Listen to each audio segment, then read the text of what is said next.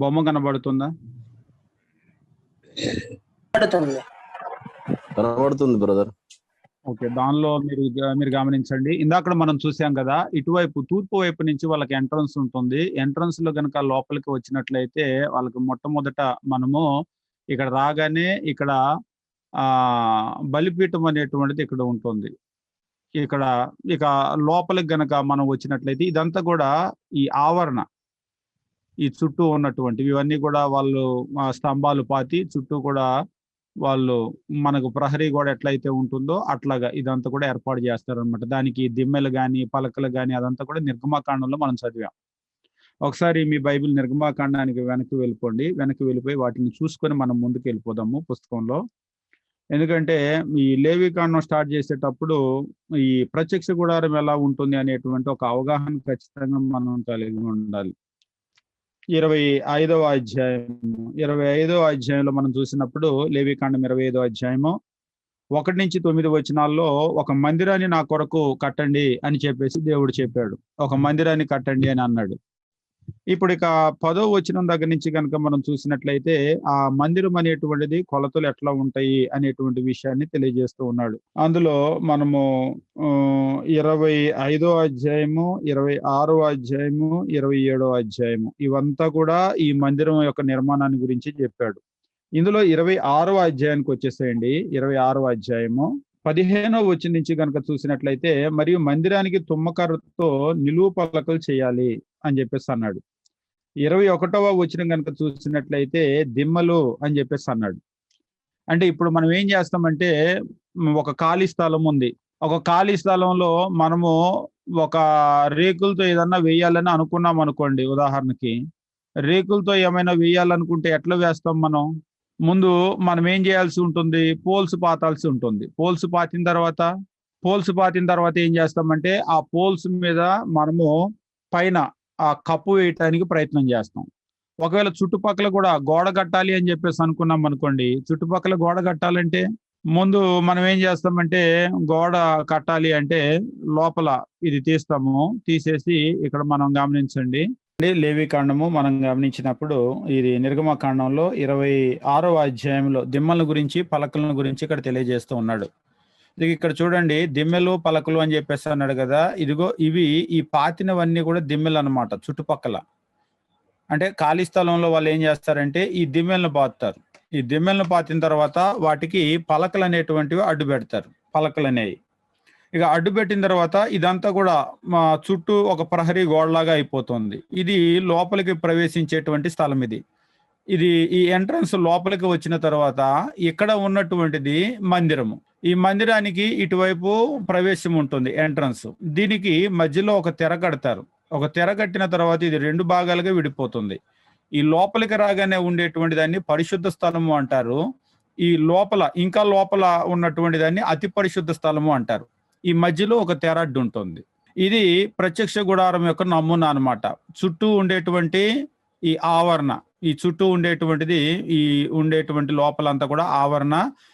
లోపలికి గనక వచ్చినట్లయితే పరిశుద్ధ స్థలము, ఇంకా లోపలికి వస్తే అతి పరిశుద్ధ స్థలము.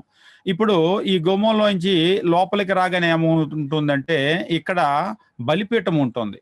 దీని మీదే దహించేటువంటిది ఆల్టర్ ఆఫ్ బర్న్ అని చెప్పేసి బర్నింగ్ ఆఫరింగ్స్ ఇక్కడ అంతా కూడా ఇస్తారు. దీన్ని దాటి ముందుకు వెళ్ళాలి అంటే దీని లోపలికి వెళ్ళాలి అంటే ఇక్కడ ఒక గంగాళం ఉంటుంది. ఈ గంగాళంలో నీళ్లు ఉంటాయి. ఇందులో నీళ్ళలో కడుక్కొని ఇటు లోపలికి వెళ్ళవలసి ఉంటుంది. ఇక లోపలికి వెళ్ళిన తర్వాత పరిశుద్ధ స్థలంలో ఏముంటాయంటే ఇది రొట్టెల బల్ల. ఇందులో మీరు చూడండి 2 రౌండ్ లాగా కనబడుతున్నాయి. రౌండ్ లాగా కనబడిన ఇవి ఏంటి అంటే రొట్టెలు. అంటే 2 రొట్టెలే ఉన్నాయి కదా అని అనుకోవద్దు. ఇక్కడ ఏమవుతాయంటే ఒక వరుసలో 6 రొట్టెలు, ఒక వరుసలో 6 రొట్టెలు, మొత్తము 12 గోత్రాలకు సంబంధించి 12 రొట్టెలు ఈ బల్ల మీద పెట్టాలి. ఇక ఈ పక్కన ఉన్నటువంటిది గనక మీరు చూసినట్లయితే ఇది దీపవృక్షం, ఇది ధూపవేదిక. పరిశుద్ధ స్థలంలో ఉండేటువంటివి ఇవి: రొట్టెల బల్ల, దీపవృక్షము, ధూపవేదిక, ఇవి ఉంటాయి. ఇక అతి పరిశుద్ధ స్థలంలో నిబంధన మందసం ఉంటుంది. ఆ మందసంలో అహరోను చేతికర్ర ఉంటుంది. అందులోనే మన్నా ఉన్నటువంటి పాత్ర ఉంటుంది. ఈ అతి పరిశుద్ధ స్థలంలోకి సంవత్సరానికి ఒక్కసారి మాత్రమే ప్రధాన యాజకుడు ప్రవేశిస్తాడు. ఇక రోజు జరిగేటువంటి, నిత్యము జరిగేటువంటి ఆ ధూపం వేయటం గాని, దీపాలు వెలిగించటం గాని, దానికైతే ఇక్కడికి రోజు ప్రవేశిస్తాడు గాని, అతి పరిశుద్ధ స్థలంలోకి మాత్రం ప్రవేశము మనం బైబిల్లో చదివేటప్పుడు సంవత్సరానికి ఒక్కసారి మాత్రమే. అంటే చాలా ఇంపార్టెంట్ అనమాట ఆ రోజు, ఆ ఒక్కసారి అనేటువంటిది. అది ప్రాయశ్చిత్త దినము అని మనం చదవబోతాము, అప్పుడు ఇందులోకి వెళ్తాడు. కాబట్టి ఈ నమూనాని మీరు జ్ఞాపకం ఉంచుకోవాలి. ఇది ప్రత్యక్ష గుడారము, లోపలికి రాగానే ఉండేది బలిపీఠము, దాన్ని దాటగానే గంగాళము, గంగాళం దాటి లోపలికి పరిశుద్ధ స్థలంలోకి వెళ్ళగానే పరిశుద్ధ స్థలంలో మొత్తము 3 వస్తువులు ఉంటాయి. ఒకటి బల్ల, బల్ల మీద ఉన్నటువంటి 12 రొట్టెలు. 12 రొట్టెలు ఒకే వరుసలో పెట్టకూడదు. 6 రొట్టెలు ఒక వరుసలో, 6 రొట్టెలు ఒక వరుసలో పెట్టాలి. ఇక ఆ తర్వాత దీపవృక్షము, ఆ దీపవృక్షంలో ఏ నూనె పోయాలి, ఎలా పోయాలి, అదంతా కూడా మనం చూడబోతాం. ఇక ఇదేమో ధూపవేదిక, ధూపం అంటే పొగ వేసేటువంటిది అనమాట, దాని గురించి తెలియజేశాడు. ఇక దీన్ని దాటుకొని అవతలకి వెళ్తే అతి పరిశుద్ధ స్థలం ఉంటుంది, కానీ రోజు అందులోకి వెళ్ళరు. సంవత్సరానికి ఒక్కసారి మాత్రమే అందులోకి ప్రవేశిస్తారు. ఇక సంవత్సరానికి ఒక్కసారి మినహాయించి అందులోకి ఎప్పుడు కూడా వెళ్ళకూడదు. ఇక ఇప్పుడు లేవీకాండం దగ్గరికి వచ్చేసేయండి. లేవీకాండం దగ్గరికి వచ్చినప్పుడు 1వ అధ్యాయము మనం గమనించినట్లయితే, లేవీకాండము 1వ అధ్యాయము 1వ వచనం దగ్గర నుంచి చూసినప్పుడు ఇక్కడ దహన బలిని గురించి తెలియజేస్తూ ఉన్నాడు. దహన బలి ఎలా ఇవ్వాలి అనేటువంటిది 1వ అధ్యాయం మీరు చదివినప్పుడు 1వ అధ్యాయం మొత్తం కూడా దహన బలిని గురించినటువంటి వివరణే ఉంటుంది. దహన బలి ఎలా ఇవ్వాలి అనేటువంటి విషయము ఇందులో 1వ అధ్యాయం మనం చూసినప్పుడు 2వ వచనం నుంచి, నీవు ఇశ్రాయేలీయులతో ఇట్లను, మీలో ఎవరైనా యెహోవాకు బలి అర్పించినప్పుడు గోవుల్లో నుంచి గాని, గొర్రెల మందలో నుండి గాని, మేకల మందలో నుంచి గాని దాన్ని తీసుకొని రావాలి. అతడు దహన బలి రూపముగా అర్పించినది గోవుల్లో నుంచి అయితే నిర్దోషమైన మగదాన్ని తీసుకొని రావాలి. యెహోవా సన్నిధిని అంగీకరించబడినట్లు ప్రత్యక్ష గుడారం యొక్క ద్వారానికి దాన్ని తీసుకొని రావాలి. తర్వాత కింద అంటున్నాడు, తల మీద చెయ్యి ఉంచాలి. అది యాజకుడి దగ్గరికి తీసుకొని వచ్చినప్పుడు తల మీద చెయ్యి ఉంచాలి. ఆ తర్వాత 5వ వచనంలో దాని రక్తాన్ని తీసుకొని వచ్చి ప్రత్యక్ష గుడారం ఎదుటనున్న బలిపీఠం చుట్టూ ఆ రక్తాన్ని ప్రోక్షించాలి. అంటే ఇక్కడికి వస్తాడనమాట. ఇక్కడికి వచ్చి ఆ బలిపీఠంలో దాని చుట్టూ దాన్ని ప్రోక్షించడం జరుగుతుంది.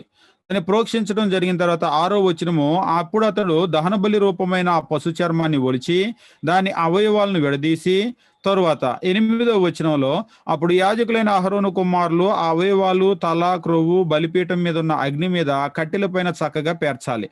దాని ఆంత్రాలు, కాళ్ళను నీళ్లతో కడగాలి.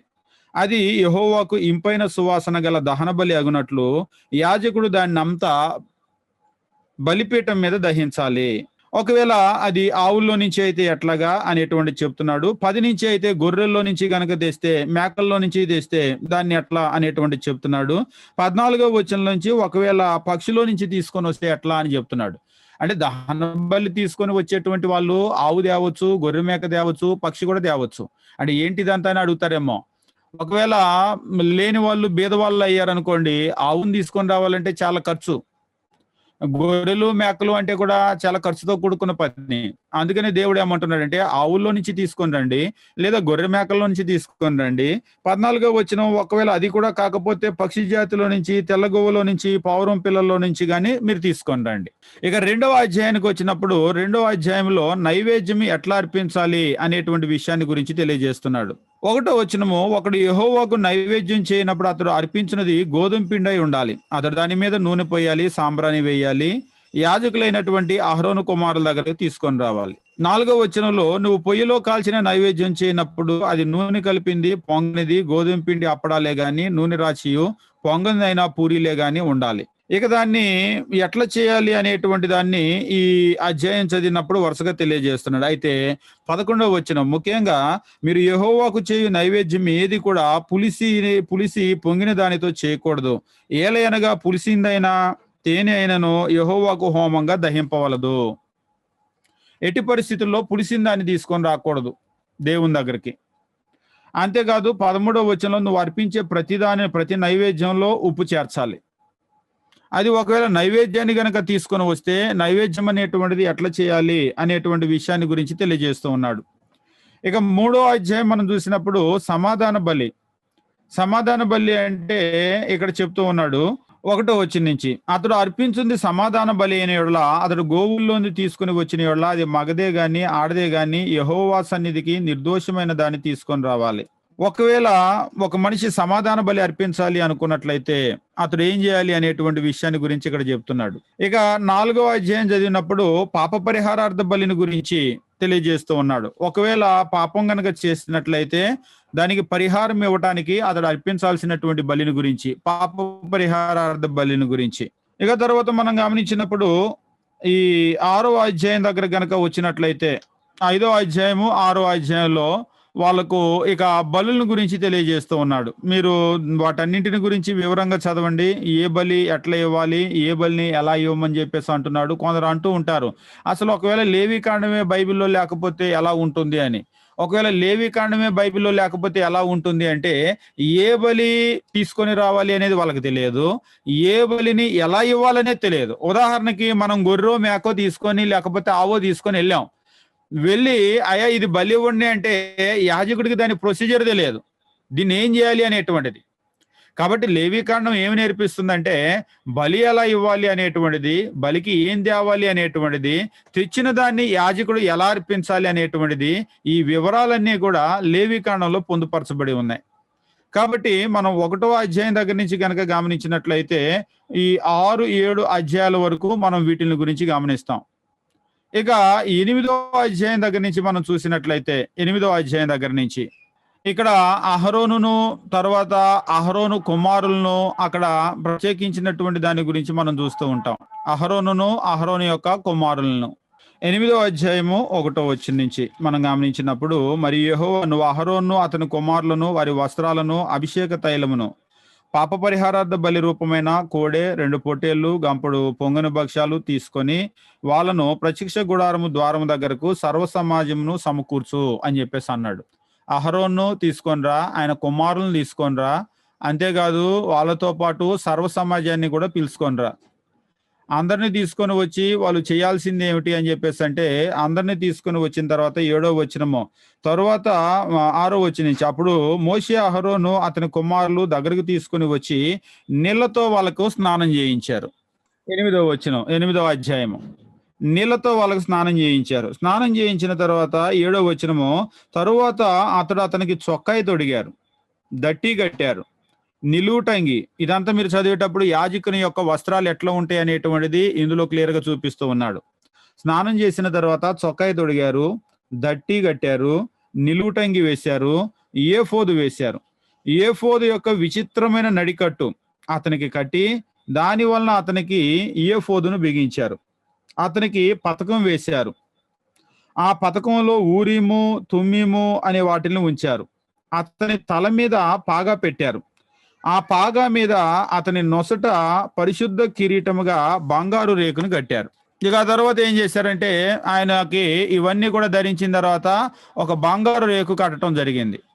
ఒకవేళ యాజకుని యొక్క వస్త్రాలు ఎలా ఉంటాయి అనేటువంటిది కనుక మీకు ఆసక్తిగా ఉందనుకోండి, వాటిని గురించి ఎప్పుడైనా పరిశీలన చేయండి. అంటే యాజకుడు ఆయన డ్రెస్సింగ్ ఎట్లా ఉంటుంది అని చెప్పేసి పరిశీలన చేసినట్లయితే మనకు ఈ 8వ అధ్యాయం చూసినప్పుడు అందులో తెలియజేసినటువంటి విషయాలు చొక్కాయి, దట్టి, నిలువుటంగి, ఏఫోదు, ఈ విషయాలన్నిటిని కూడా మీరు చూస్తూ ఉంటారు. ఇవన్నీ కూడా ఇందులో యాజకుని యొక్క వస్త్రాలను ఒకవేళ మీరు కావాలంటే గూగుల్లో కూడా కొట్టి చూడండి. బైబిల్లో ఉన్నటువంటి యాజకుని యొక్క వస్త్రధారణ ఎట్లా ఉంటుంది అనేటువంటిది, దానికి సంబంధించినటువంటి విషయాలన్నీ కూడా మీరు చూస్తూ ఉంటారు.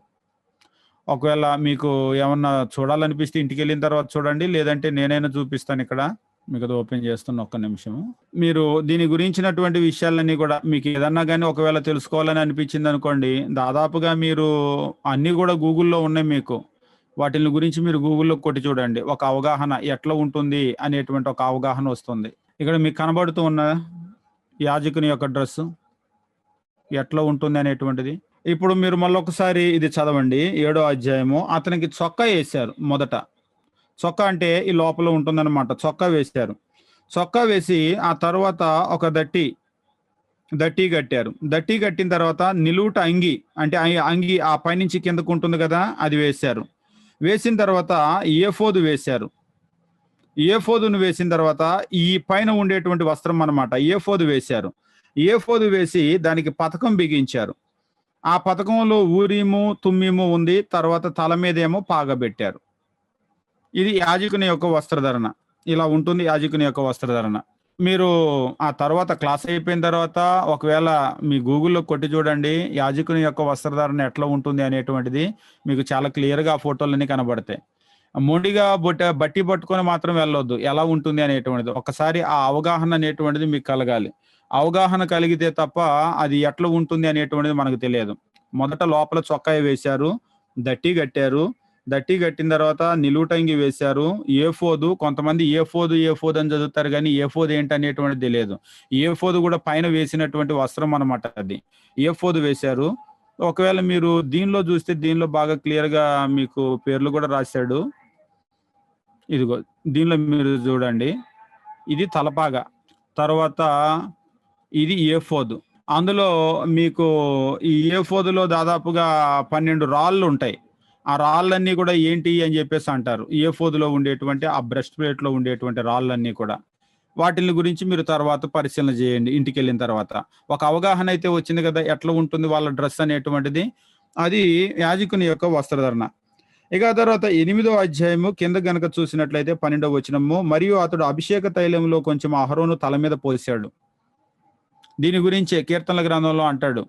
సహోదరులు ఐక్యంగా ఉండటం ఎంత మేలు, ఎంత మనోహరమో అని చెప్తూ ఆయన ఏమంటాడంటే, అది అహరోను తల మీద పోయబడి, ఆయన గడ్డం మీదుగా కారి, ఆయన అంగీల అంచు వరకు దిగజారిన పరిమళ తైలం వలె ఉండును అని. దీని గురించే మాట్లాడుతున్నాడు. ఏమి తైలం అంటే 12 అభిషేక తైలంలో కొంచెం తీసుకొని అహరోను తల మీద పోశాడు. ఇక్కడ మీకు ఒక అనుమానం రావచ్చు. అంటే అభిషేక తైలం అన్నాడు కదా! అది ఎట్లా ఉంటుంది అనేటువంటిది. ఒకవేళ మీరు నిర్గమకాండం గనక తీసుకొని నిర్గమకాండంలో గనక చదివినట్లయితే ఈ అభిషేక తైలం అనేటువంటిది ఎట్లా ఉంటుంది అనేటువంటిది తెలియజేస్తూ ఉంటాడు. అంటే నిర్గమకాండంలో దేవుడు ముందే చెప్పాడు అహరోనుకి ఎట్లాంటి డ్రెస్ కుట్టించాలి, ఆయన్ని ఎట్లా అభిషేకించాలి. నిర్గమకాండం 29వ అధ్యాయం మీరు గమనించండి. 29వ అధ్యాయం కనుక చదివినట్లయితే అహరోనుకి ఎలాంటి డ్రెస్ కుట్టించాలో ముందే చెప్పాడు దేవుడు. ఆ కుట్టించినటువంటి డ్రెస్ అంతా కూడా తయారు చేసిన డ్రెస్ అంతా కూడా ఇక్కడ తొడిగి నిలవబెడుతున్నారు. నిర్గమకాండం ఇది లేవికాండం 8వ అధ్యాయంలో. దాని గురించి ఎక్కడ చెప్పాడంటే నిర్గమకాండంలో చెప్పాడు. ఇప్పుడు తల మీద ఆయనకు అభిషేక తైలం పోసి ఆయన ప్రతిష్ఠించారు. ఇక తర్వాత 9వ అధ్యాయము మీరు చూసినప్పుడు ఆయన ప్రతిష్ఠించిన తర్వాత మోషే ఏం చేస్తున్నాడంటే ఆ తర్వాత 14వ వచనం నుంచి అప్పుడు అతడు పాప పరిహారార్థ బలిగా ఒక కోడెను తీసుకుని వచ్చెను. అహరోను అతని కుమారులు పాప పరిహారార్థ రూపమైన ఆ కోడి తల మీద చేతులు ఉంచారు.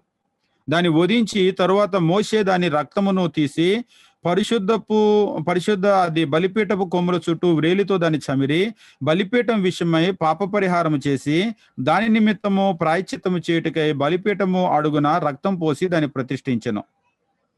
ఇక్కడ మీరు బాగా గమనించాల్సింది ఏంటంటే మొట్టమొదట వాళ్ళను కొందరు అడుగుతారు, ఏమండి అసలు మరి అహరోను యాజకుడు వచ్చిన తర్వాత ఆయన మొదలు పెట్టాడు, యాజకత్వం బాగానే ఉంది, మరి అహరోను నియమించేటప్పుడు అప్పుడెవరు ఇచ్చారు బలి అని అడుగుతారు.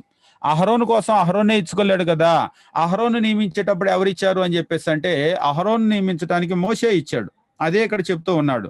మోషే దాన్ని తీసుకున్నాడు. దాన్ని వధించిన తర్వాత ఆ రక్తాన్ని తీసుకున్నాడు. దాన్ని కూడా తీసుకుని వచ్చి మోషేనే పోసాడు. 16వ వచనం మోషే ఆంత్రముల మీద క్రొవ్వు అంతటిని కాలేయం మీద వప్పను 2 మూత్ర గ్రంథులను వాటి కొవ్వు తీసుకొని బలిపీఠం మీద దహించను. ఇదంతా కూడా అయిపోయిన తర్వాత ఇప్పుడు అహరోను యాజకత్వంలోకి వచ్చాడు. ఇక మీదట అదంతా కూడా యాజకులు చేస్తారు. ఇక మోషే చేసేటువంటి పని కాదు. ఇది మనం 8వ అధ్యాయంలో చదువుతూ ఉంటాం అన్నమాట. 8వ అధ్యాయంలో ఆయనకు తీసుకొని రావటము, సర్వ సమాజాన్ని నించోబెట్టి మోషేనే ఆ డ్రెస్ అంతా కూడా వాళ్ళకి వేసి తర్వాత బలి నర్పించి ఆ తర్వాత అక్కడ యాజకునిగా నియమించడం జరుగుతుంది.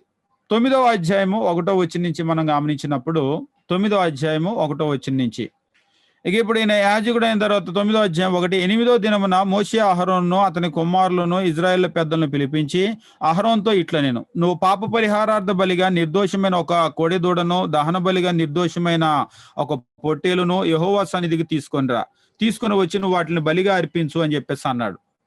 ఇక ఇప్పుడు అహరోను వచ్చి వాటిని బలిగా అర్పించటము, అర్పించినటువంటి వాటిని అంగీకరించటము జరుగుతుంది.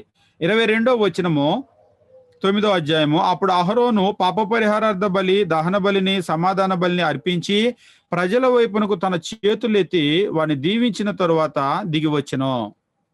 తన గురించి తను బలి అర్పించుకున్న తర్వాత చేతులెత్తి వాళ్ళని ఆశీర్వదించాడు. ప్రజలను ఆశీర్వదించి అక్కడి నుంచి దిగి వచ్చాడు. మోషే అహరోన్లు ప్రత్యక్షపు గుడారంలోనికి పోయి వెలుపులకు వచ్చి ప్రజలను దీవింపగా యెహోవా మహిమ ప్రజలకందరికీ కనబడెను. యెహోవా సన్నిధి నుంచి అగ్ని బయలు వెళ్లి బలిపీఠం మీదను ఉన్న దహన బలి ద్రవ్యమును క్రొవ్వును కాల్చివేసెను. ప్రజలందరూ దాన్ని చూసి ఉత్సాహధ్వని చేసి సాగిలపడిరి. అని వాస్తవంగా అనుకోవచ్చు, మోషే మీ అన్నని తీసుకొని వచ్చి నువ్వు డ్రెస్ వేసి నువ్వు యాజకుడిగా నిలబెట్టావు, అదేమంటే దేవుడు మా అన్ననే పెట్టమన్నాడని నువ్వు అంటున్నావు, కానీ మీ ఇంట్లో వల్లనేగా నువ్వు పెట్టుకుంటున్నావు అంటే, అవును, దానికి దేవుడు అంగీకరించాడా లేదా అనేది ఎట్లా తెలుస్తుంది? అంటే మీ అన్నని తెచ్చుకొని, మీ తమ్ముడిని తెచ్చుకొని, మీ అక్కని తెచ్చుకొని అందరినీ అంతా మీ కుటుంబమే అయిపోయింది కదా దేవుని దగ్గర. ఆ తర్వాత మనం చూస్తాం. అందుకని అటువంటి మాట రాకుండా ఏమైందంటే, నిలవబెట్టిన తర్వాత అహరోను దేవుడు అంగీకరించాడా లేదా అనేది ప్రజలకు చూపించాలి, దేవుడు చూపించాలి, మోషే చెప్పడం మాత్రమే కాదు. అందుకని ఇక్కడ 9వ అధ్యాయంలో ఆయన వచ్చి బలి అర్పించాడు. బలి అర్పించిన తర్వాత చేతులెత్తి అందరిని కూడా ఆశీర్వదించాడు. ఆశీర్వదించి 23వ వచనము, మోషే అహరోను ప్రత్యక్ష గుడారంలోనికి పోయి వెలుపలికి వచ్చి ప్రజలను దీవింపగా యెహోవా మహిమ ప్రజలందరికీ కనబడెను. అంతేకాదు యెహోవా సన్నిధి నుంచి అగ్ని బయలు వెళ్లి బలిపీఠం మీద ఉన్న దహన బలి ద్రవ్యమును క్రొవ్వును కాల్చివేసెను. ప్రజలందరూ దాన్ని చూసి సాగిలపడ్డారు. అంటే దాని అర్థం ఏంటంటే, అహరోను ఇచ్చినటువంటి బలిని దేవుడు అంగీకరించాడు. అక్కడ పెట్టాడు కదా, దాన్ని దేవుడు కాల్చేశాడు, మొత్తం దాన్ని అంగీకరించాడు.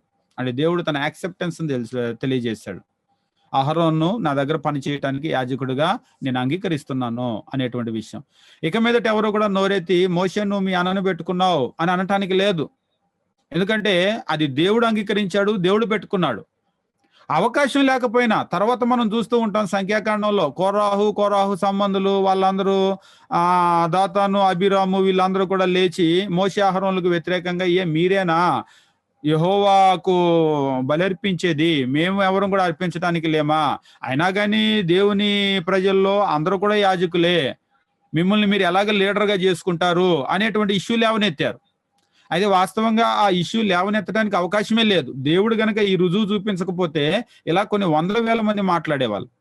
ఇక 10వ అధ్యాయం మనం గమనించినప్పుడు 10వ అధ్యాయంలో అహరోను కుమారులైనటువంటి నాదాబు, అబీహులు ప్రారంభంలోనే యెహోవా సన్నిధిలో మృతి చెందినటువంటి కార్యాన్ని నమోదు చేశాడు. అంటే అప్పటికి ప్రత్యక్ష గుడారం ప్రారంభమైంది కొత్త. అందులో బలులు, అర్పణలు ఇలాంటివన్నీ కూడా ఇవ్వటం వాళ్ళ కొత్తగా ప్రారంభమైనటువంటి తంతు. వాస్తవంగా మనిషికి ఏంటంటే కొంత యాంగ్జైటీ ఉంటుంది, అంటే కొంత పరిశోధనలు అని చెప్పేసి అంటారు కదా, ఇలాంటివి కూడా ఉంటాయి. ఇవాళ కూడా మీరు స్థానిక సంఘంలో చూడండి, క్రైస్తవ్యం అనేటువంటి పేరట కొన్ని వందల వేల రకాలుగా ఉంటుంది. అంటే వందల వేల రకాలుగా అంటే ఎలాగంటే, నేను పేరు దగ్గర నుంచి ప్రారంభిస్తాను. ఒకవేళ పేరు చూశారనుకోండి, అన్ని సంఘాలు ఒకే పేరుతో ఉండవు, వివిధ రకాలైన పేర్లు. దేవుడు దేన్ని అంగీకరిస్తున్నాడు అనేటువంటిది అసలు ఆలోచనే చేయరు. ఇక ఆ తర్వాత అందరి చేతిలో ఒకే బైబిల్ ఉంటుంది, కానీ ఒకేలాగా బోధ ఉండదు. కొంతమంది ఏమో తెల్ల బట్టలు అంటే లేదు, రంగు బట్టలు కూడా వేసుకోవచ్చు అనే వాళ్ళు ఉంటారు. లేదా కొంతమంది శనివారమే ప్రార్థన పెట్టాలి అంటే లేదు, ఆదివారం ప్రార్థన పెట్టాలి అనేటువంటి భిన్నాభిప్రాయం. కొంతమంది దశమ భాగాలు ఇవ్వాలంటే కానుకలు లేదు, మనం వర్ధిలను కొలది ఇవ్వాలి అని. అలాగా ప్రతి దాని దగ్గర గనక చూసినట్లయితే కొన్ని వందల రకాలైనటువంటి బోధలు ఉన్నాయి. చిన్నదని లేదు, పెద్దదని లేదు. అయితే ఇందులో దేవుడు ఏం చెప్పాడు అని ఆలోచన చేసేది చాలా తక్కువ. అయితే ప్రతి వాళ్ళకి ఏమనిపిస్తుందంటే, నాకు కొత్త ఐడియా వచ్చింది. ఉదాహరణకి ఒక స్థానిక సంఘంలో 10 మందో 25 మందో ఉన్నారు. ఒక ఆయన అంటాడు, ఇట్లా కాదండి, మనం కూడా కొత్త పద్ధతులు, అదిగో వాళ్ళు చేస్తున్నారు కదా, వీళ్ళు చేస్తున్నారు కదా, అలాంటిది కనుక చేస్తే పొలోమని జనాలు వచ్చి మంద కూడా నిండిపోతారని. కావాలంటే ఒకసారి చూడండి, నా ఐడియా హిట్ అవుతుంది అంటాడు. ఒకవేళ అలాగ గనక చేశాడు అనుకోండి, ఆ ఐడియా హిట్ అయింది, పొలోమని జనాలు వచ్చారు, 100-200 మంది సంఘం ఏర్పడిపోయింది. ఇప్పుడు ఏం చేయాలి? ఇప్పుడు ఐడియా ఉంచాలా, తీసేసేయాలా? మనబోట ఒక ఆయన వచ్చాడు, ఏమండి మీరు ఇలాంటి ఐడియాలన్నీ కూడా పెట్టారు కానీ బైబిల్లో ఎక్కడుందో నాకు వచనం చూపించండి అన్నాడు. వచనం చూపించండి అని మనోళ్ళు అడిగారు అనుకోండి, వితండవాదం అంటాడు. అంటే అంత బైబిల్లో ఉన్నట్టే చేయాలా అని నేరుగా కొంత ప్రశ్న వేసేస్తారు. అంటే అంత బైబిల్లో ఉన్నట్టు కాదు, కొంత మనం కూడా జనాలను ఏర్పరచడానికి మనం చెయ్యొచ్చు అన్నటువంటి ఆలోచనలు. కాబట్టి ఇక్కడ కూడా 10వ అధ్యాయం మనం ప్రారంభించినప్పుడు మనం ఏం చదువుతామంటే, అహరోను ప్రధాన యాజకుడు, ఆయన కొడుకుల్ని యాజకులుగా నియమించాడు. ఇప్పుడు ఇందాక నేను మీకు చూపించినటువంటి ఈ డయాగ్రామ్ గుర్తుంది కదా.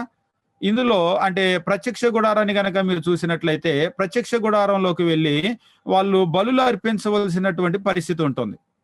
ఈ బలులు అర్పించేటప్పుడు ఎటువంటి బలులు వాళ్ళు అర్పించాలి, అక్కడ ఎలాంటి ధూపం వేయాలి, లేదా అక్కడ ఉన్నటువంటి దీపవృక్షంలో ఎలాంటి నూనె పోయాలి, అవన్నీ కూడా దేవుడే చెప్తాడు. ఏది కూడా వాళ్ళు సొంతగా చేయటానికి లేదు, ఏది కూడా వాళ్ళు సొంతగా చేయటానికి అవకాశమే లేదు. అయితే ఇక్కడ ఏం జరిగిందంటే 10వ అధ్యాయం 1వ వచనం, అహరోను కుమారులైన నాదాబు అబీహులు తమ తమ ధూపార్తులు తీసుకొని వాటిలో నిప్పులుంచి వాటి మీద ధూపద్రవ్యం వేసి యెహోవా తమకు ఆజ్ఞాపించని వేరొక అగ్నిని ఆయన సన్నిధికి తేగా. వాస్తవంగా బైబిల్లో ఇక్కడ ఏం చెప్తున్నాడంటే ధూప వేదిక అనేటువంటి ఇందాక మనం చూసాం కదా, ధూపార్తులు వాళ్ళకు ధూపం వేయటానికి ధూపార్తులు ఉన్నాయి. ధూపం అంటే పొగ. ఇప్పుడు మనం సాంబ్రాణి అంటాం కదా, సాంబ్రాణి వేసేటప్పుడు ఏం చేస్తామంటే నిప్పుల మీద ఆ సాంబ్రాణిని పొడి చేసి నిప్పుల మీద ఇలా జల్లుతాం. ఎప్పుడైతే నిప్పుల మీద జల్లామో అందులో నుంచి పొగ పైకి లేచి వస్తుంది, అది జరిగేటువంటిది. అయితే ఈ వీళ్ళకు కూడా ఏ నిప్పు వేయాలి అని ఏదో ఒక నిప్పు చెప్పాడు. అది ఏ నిప్పు అనేటువంటిది బైబిల్లో చెప్పలేదు. అయితే దాని గురించిన అవగాహన వాళ్ళకు ఉంది. అయితే మనలాంటి వాళ్ళకి అంటే కొంచెం తెలివితేటలు ఎక్కువ ఉంటాయి కొందరికి, ఆ నిప్పు వేస్తేనే పొగ వచ్చిద్దా, మిగిలినవన్నీ కూడా నిప్పులు కాదా, వాటిని కాలిస్తే నిప్పు అవదా, దాని మీద వేస్తే పొగ రాదా అనేటువంటి ఆలోచన రావచ్చు. ఈ ఆలోచన అహరోను కుమారులకు కూడా వచ్చింది, నాదాబు అబీహులకి. వచ్చి వాళ్ళు ఏం చేశారంటే 1వ వచనం మరలా, అహరోను కుమారులైన నాదాబు అబీహులు తమ తమ ధూపార్తులు తీసుకుని వాటిలో నిప్పులుంచి వాటి మీద ధూపద్రవ్యం వేసి యెహోవా తమకు ఆజ్ఞాపించని అగ్నిని ఆయన సన్నిధికి తేగా. వాస్తవంగా ఇక్కడ అంటున్నాడు ఆజ్ఞాపించని, అంటే ఆజ్ఞ ఇవ్వలేదు. ఉదాహరణకి నోవాహుతో దేవుడు చెప్పాడు, నువ్వు చితిసారగపు మ్రానుతో ఓడ కట్టు అన్నాడు. వాడు ఏ చెక్కతో కట్టాలి, చితిసారగు మ్రాను, గో ఫార్వర్డ్. ఉదాహరణకి నాబోట్ ఆయన వచ్చి అంటాడు, నోవాహు అన్నాడులే గాని టేకు ఎంత సూపరో తెలుసా అసలు నీకు, టేకుతో కడితే చాలా అదిరిపోయిద్ది, దేవుడు కడితే అయితే గీతే టేకుతో కట్టాలి, నువ్వేంటి ఏదో చితిసారగం మ్రాను అంటున్నావంటే. ఇంకొక ఆయన వచ్చి అంటాడు, టేక్ అయితే బాగుంటది కానీ గట్టిగా ఉండదు, కానీ తుమ్మ అయితే బ్రహ్మాండంగా ఉంటుంది గట్టిగా అని ఇంకొక ఆయన వచ్చి ఇంకో సలహా ఇస్తాడు. ఇప్పుడు నోవాహు అన్నాడు అనుకోండి, లేదండి నేను అదంతా కట్టకూడదు అని అంటే, టేకు వద్దు అని దేవుడు అన్నాడా? దేవుడు ఏమన్నాడు, చితిసారగం మ్రానుతో కట్టు అన్నాడు, కానీ నాకు టేకు వద్దు అనలేదు కదా, కాబట్టి టేకు పెట్టు. అంటే ఇక్కడ మనం గమనించాల్సింది ఏంటంటే, చితిసారగం మ్రానుతో కట్టు అంటే దాని అర్థం ఏంటి? చితిసారగం మ్రానుతో కట్టు అంటే చితిసారగపు మ్రానుతోనే కట్టు, ఇక దేన్ని వద్దు అనే అర్థం అందులోనే ఉంది. అలాగనే ఇక్కడ యెహోవా నువ్వు దీనితో ధూపం వేయని ఒక అగ్నిని చెప్తే ఇక దానితోనే వేయాలి. నాకు ఆ నిప్పొద్దు, ఈ నిప్పొద్దు, అదొద్దు, ఇదొద్దు. ఉదాహరణకి చితిసారం మ్రానుతో కట్టు అన్నాడు, నాకు చింతొద్దు, వేపొద్దు, టేకొద్దు, అదొద్దు, ఇదొద్దు, లిస్ట్ అంతా చదవాల్సిన పని లేదు. దీనితో కట్టు అన్నాడంటే మిగిలిన వద్దు అన్నట్టే.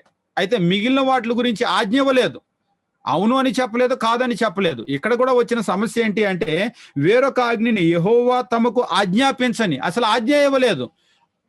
అవును అని ఆజ్ఞ ఇవ్వలేదు, వద్దు అని ఆజ్ఞ ఇవ్వలేదు, ఎస్ చెప్పలేదు, నో చెప్పలేదు. ఆజ్ఞాపించని వేరొక అగ్నిని ఆయన సన్నిధికి తేగా 2వ వచనంలో అంటున్నాడు, యెహోవా సన్నిధి నుంచి అగ్ని బయలుదేరి వారిని కాల్చివేసను, వారు యెహోవా సన్నిధిని మృతి పొందారు. ఫస్ట్ ఇన్సిడెంట్ అది. అంటే దేవుని సన్నిధిలో అవకతవకలుగా ఉంటే ఎట్లుంటుందనేటువంటిది ఇంతవరకు ఇజ్రాయెల్ సమాజం చూడలేదు, ఫస్ట్ టైం. అది కూడా ఎవరి విషయంలో అంటే సాక్షాత్తు ప్రధాన యాజకుడైన అహరోను కుమారుల విషయంలోనే, యాజకుల విషయంలోనే.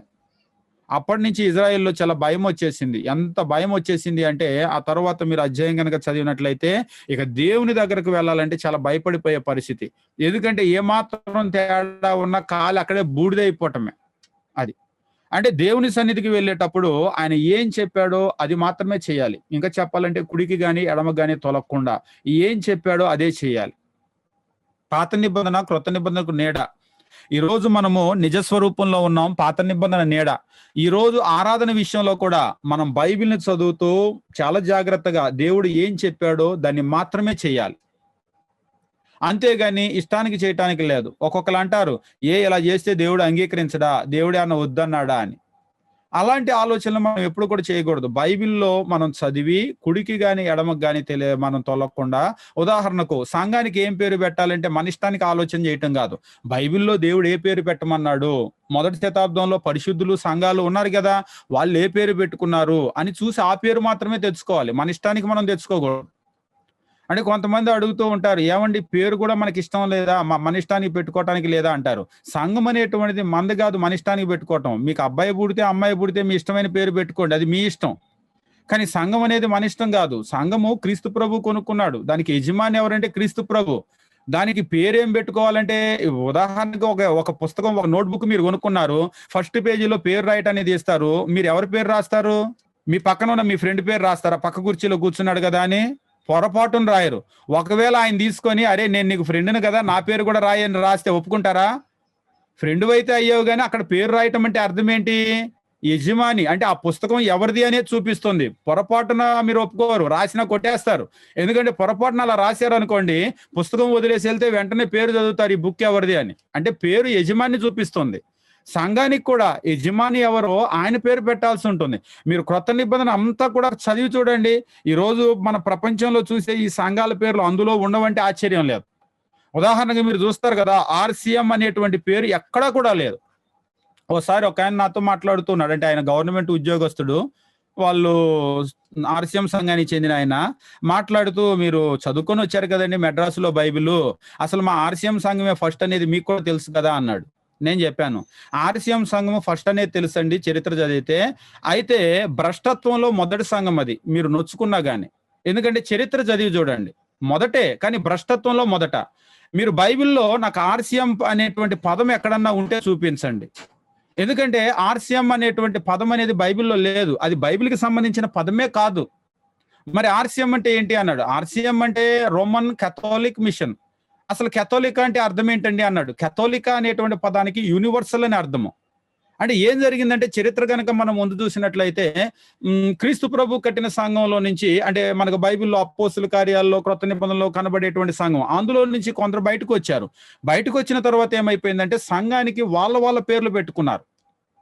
అంటే మీరు గనక చూసినట్లయితే అందులో ఉన్నటువంటి రోమన్స్ కి, గ్రీక్స్ కి మధ్యలో డామినేషన్, అంటే ఇది ఎవరు ఆధిపత్యం అనే పోరు వచ్చింది. అందులో ఏమైపోయారంటే బయటకు వచ్చిన వాళ్ళు మరలా రెండు ముక్కలు అయిపోయారు. గ్రీక్స్ ఏమో గ్రీక్ ఆర్థోడాక్స్ అన్నారు, రోమన్స్ ఏమో రోమన్ కథోలికా అని చెప్పేసి వాళ్ళు పేరు పెట్టుకున్నారు. మరలా ఈ బయటకు వచ్చిన ఆర్‌సీఎం లో నుంచి మరలా వర్గపోరు వచ్చింది. లూథర్ బయటకు వచ్చాడు, మార్టిన్ లూథర్. బయటకు వచ్చిన తర్వాత దాన్ని లూథరన్ సంఘాలు అన్నారు.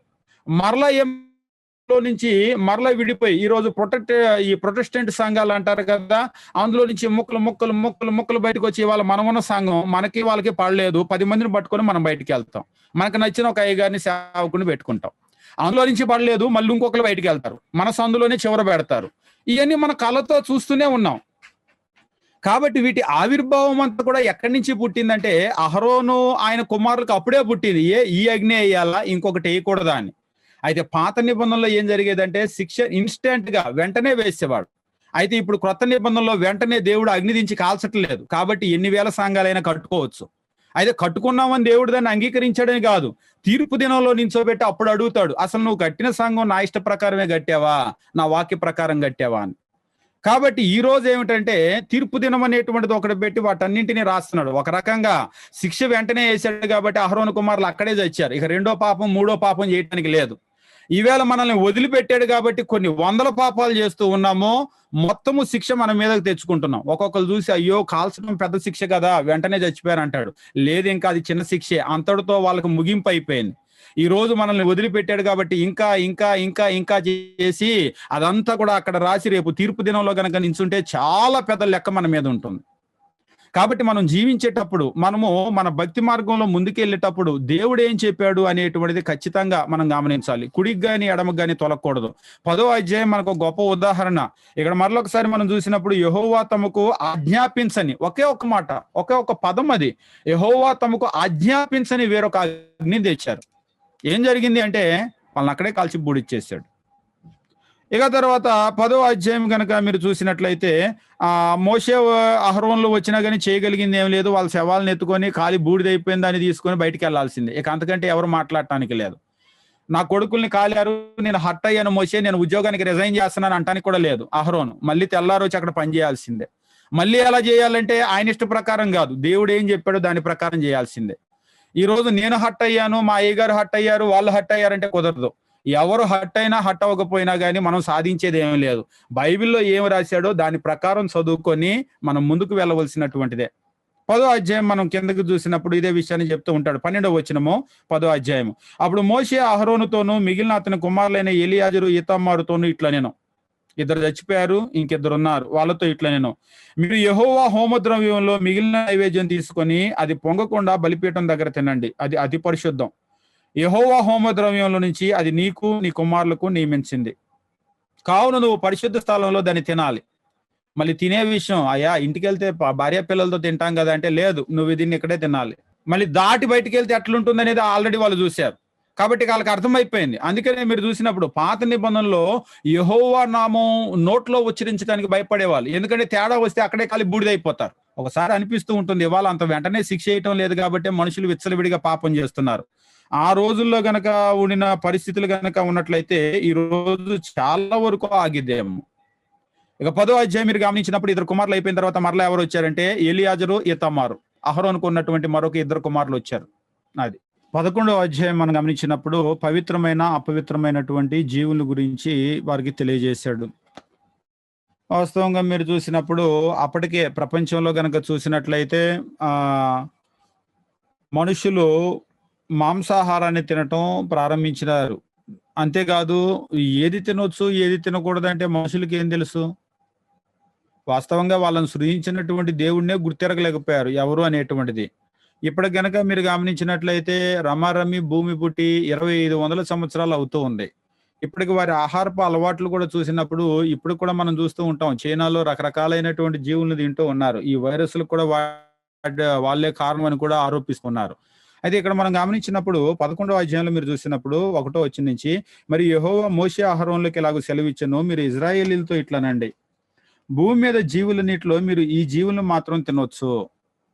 అంటే దేవుడు 11వ అధ్యాయం మనం చూసినప్పుడు వాళ్ళకి ఏం చెప్తున్నాడంటే, ఈ 11వ అధ్యాయంలో మీరు వేటిల్ని తినొచ్చు వేటిల్ని తినకూడదు, అంటే తినదగినవి తినకూడనివి. ఈ తినదగినవి తినకూడనివి అని దేన్ని బట్టి దేవుడు చెప్పాడు? దాన్నే దేవుడు ఏమన్నాడంటే పవిత్రమైనవి అని చెప్పేసి అన్నాడు. ఈ తినకూడని వాటిని ఏమన్నాడంటే అపవిత్రమైనవి అని చెప్పేసి అన్నాడు. పవిత్రమైనవి ఏవి? పవిత్రమైనవి జంతువుల్లో దేనికి డెక్కలు గలదై నెమరు వేయినో దాన్ని తినొచ్చు.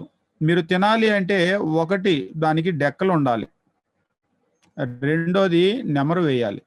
డెక్కలు ఉండాలి, నెమరు వేయాలి. డెక్కలుండి నెమరు వేస్తే దాన్ని మీరు తినండి. అయితే 4వ వచనం, నెమరు వేయి వాటిలో 2 డెక్కలు గల వీటిని మీరు తినకూడదు. అంటే నెమరు వేయను కానీ దానికి డెక్కలు ఉండవు కాబట్టి అది మీకు అపవిత్రం. ఇక కింద విషయాలన్నీ కూడా చెప్తూ ఉన్నాడు. అంటే ఒకవేళ దేనికైతే డెక్కలు ఉండవో, ఏదైతే నెమరు వేయదో వాటిని మీరు తినకూడదు. ఒకవేళ అదేంటండి డెక్కలు ఉండటానికి నెమరేయటానికి ఏంటి అసలే ఇక్కడ కింద చెప్తూ ఉన్నాడు 5వ వచనం, పొట్టి కుందేలు నెమరు వేయను కానీ దానికి 2 డెక్కలు లేవు కాబట్టి అది కూడా అపవిత్రం. అయ్యయ్యో నాకు ఈ పొట్టి కుందేలు అంటే చాలా ఇష్టమే, కుందేలు మాంసం అని చెప్పేసి అనుకుంటారేమో, కానీ దీన్ని మీరు తినకూడదు. అంటే ఇజ్రాయేలీలు అయితే తినకూడదు. ఎందుకు తినకూడదు? అంటే అది నెమరేస్తుంది బాగానే ఉంది కానీ దానికి డెక్కలు లేవు.